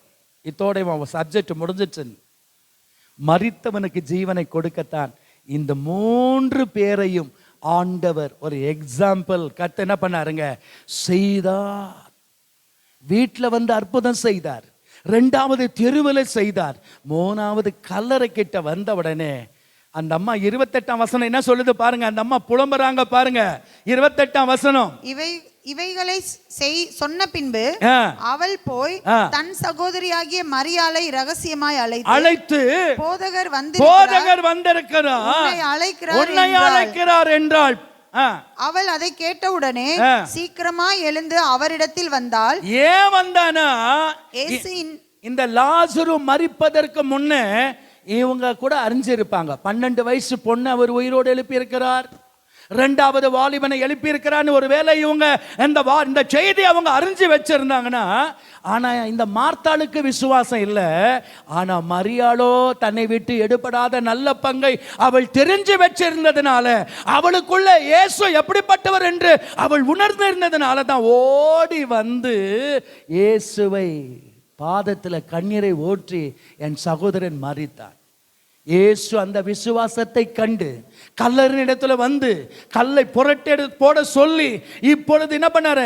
அந்த பாருங்க மார்த்தாளோடு பேசுறார். நீ விசுவாசித்தால் தேவனுடைய மகிமையை காண்பாய். இப்ப வாசிங்க சிஸ்டர், கீழே முடிக்கிறேன் நான். அப்பொழுது மரித்தவன் வைக்கப்பட்ட இடத்தில் இருந்த கல்லை எடுத்து போடுங்கள்.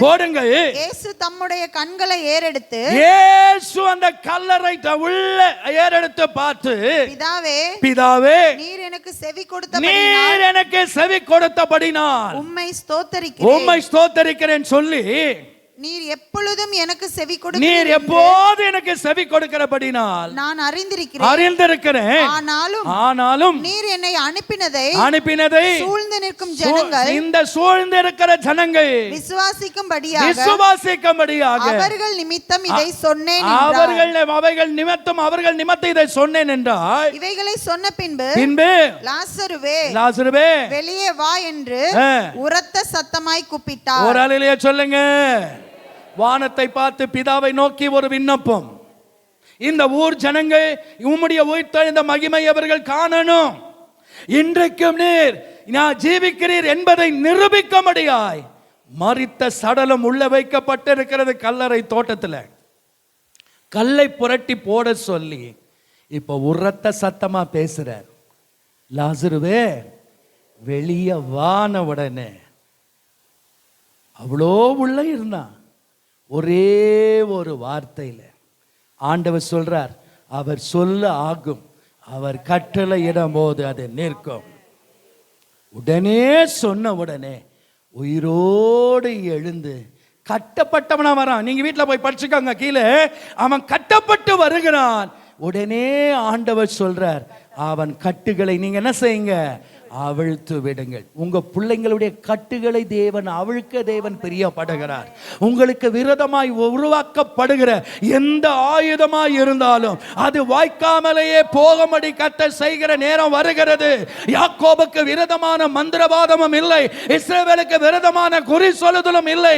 என்னாகமம் 23:23 என்படி உன் கட்டுகளை தேவன் அவிழ்க்க அவர் வல்லமை உள்ளவராய் இருக்கிறார். கடைசி ஒன்னே சொல்லி முடிக்கிறேன். சங்கீதம் 139:8-9 வாசிங்க. சங்கீதம் 139:8-9 இதுதான் கடைசி வசனம். நான் வானத்திற்கு ஏறினாலும் நீர் அங்கே இருக்கிறீர், நான் பாதாளத்தில் படுக்கை போட்டாலும் நீர் அங்கேயும் இருக்கிறீர். நான் வானத்துக்கு ஏறினாலும் நீர் அங்கே இருக்கிறீர். பாதாளத்தில் படுக்கை நான் பாதாளத்தில் போய் படுக்கை போட்டாலும் நீர் அங்கேயும் இருக்கிறீர். நான் விடிய காலத்து செட்டைகளை எடுத்து சமுத்திரத்தின் கடையாந்திரங்களிலே போய் தங்கினாலும் அங்கேயும் உமது கை, அங்கேயும் உம்முடைய கை என்னை நடத்தும். உமது வலது கரம் என்னை பிடிக்கும். இருள் என்னை மூடிக்கொள்ளும் என்றாலும் இரவும் என்னை சுற்றி வெளிச்சமாய் இருக்கும். ஒரு அல்லேலூயா சொல்லுங்க. நீங்க எங்க போனாலும் என் ஆண்டவரும் கூடயே வருவார். நீ எங்க வானான்னு நீ ஒதுக்கி வச்சாலும் கர்த்தரும் கூடயே வருவார். உன்னை பாதுகாத்து நல்வழிப்படுத்தி உனக்கு ஜீவனையும் தீர்க்காயுசை தந்து உன்னையும் உன் கணவனையும் உன் பிள்ளைங்களையும் உன் குடும்பத்தையும் உன் முழு சொந்த பந்தங்களையும் இந்த தேசத்தையும் அகில உலகத்தையும் அவர் ஜீவனோடு வைத்து பாதுகாக்கிறார்னா இப்படிப்பட்ட தெய்வத்தை தவிர வேற எங்கேயும் நாம் எதையும் பார்க்க முடியாது. ஏனென்றால் உலகத்தில் இருக்கிறவனை பார்க்கிலும் உங்களுக்குள்ள இருக்கிறவர் பெரியவர். உயிரோடு எழுந்தவரே உம்மை ஆராதனை செய்கிறோம். ஜீவனின் ஆதி. எல்லாரும் எழுந்து நிற்கலாம். உம்மை ஆராதனை செய்கிறோம். சொல்லுங்க. உயிரோடு எல்லாரும் எழுந்து நில்லுங்க. உம்மை ஆராதனை செய்கிறோம். ஜீவனின் அதிபதியே உம்மை ஆராதனை செய்கிறோம். அல்லேலூயா ஓசன்னா. அல்லேலூயா ஓசன்னா. அல்லேலூயா ஓசன்னா. அல்லேலூயா ஓசன்னா. மரணத்தை ஜெயித்தவரே அப்படியே ஒப்பு கொடுங்க. உம்மை ஆராதனை செய்கிறோம். பாதாளம் வென்றவரே, உம்மை ஆராதனை செய்கிறோம். மரணத்தை ஜெயித்தவரே, உம்மை ஆராதனை செய்கிறோம். பாதாளம் வென்றவரே, உம்மை ஆராதனை செய்கிறோம்.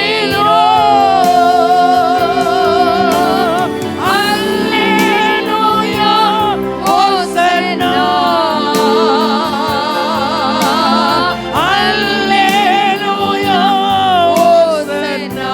எல்லாரும் வாய்களை திறந்து அல்லேலூயா, ஓசன்னா. அல்லேலூயா, ஓசன்னா. அல்லேலூயா, ஓசன்னா. அல்லேலூயா, ஓசன்னா. அல்லேலூயா, ஓசன்னா. அல்லேலூயா, ஓசன்னா. அகிலத்தை ஆள்பவரே, உம்மை ஆராதனை செய்கிறோம். ஆனந்த பாக்கியமே, உம்மை ஆராதனை செய்கிறோம். அகிலத்தை ஆள்பவரே, உம்மை ஆராதனை செய்கிறோம். ஆனந்த பாக்கியமே, உம்மை ஆராதனை செய்கிறோம்.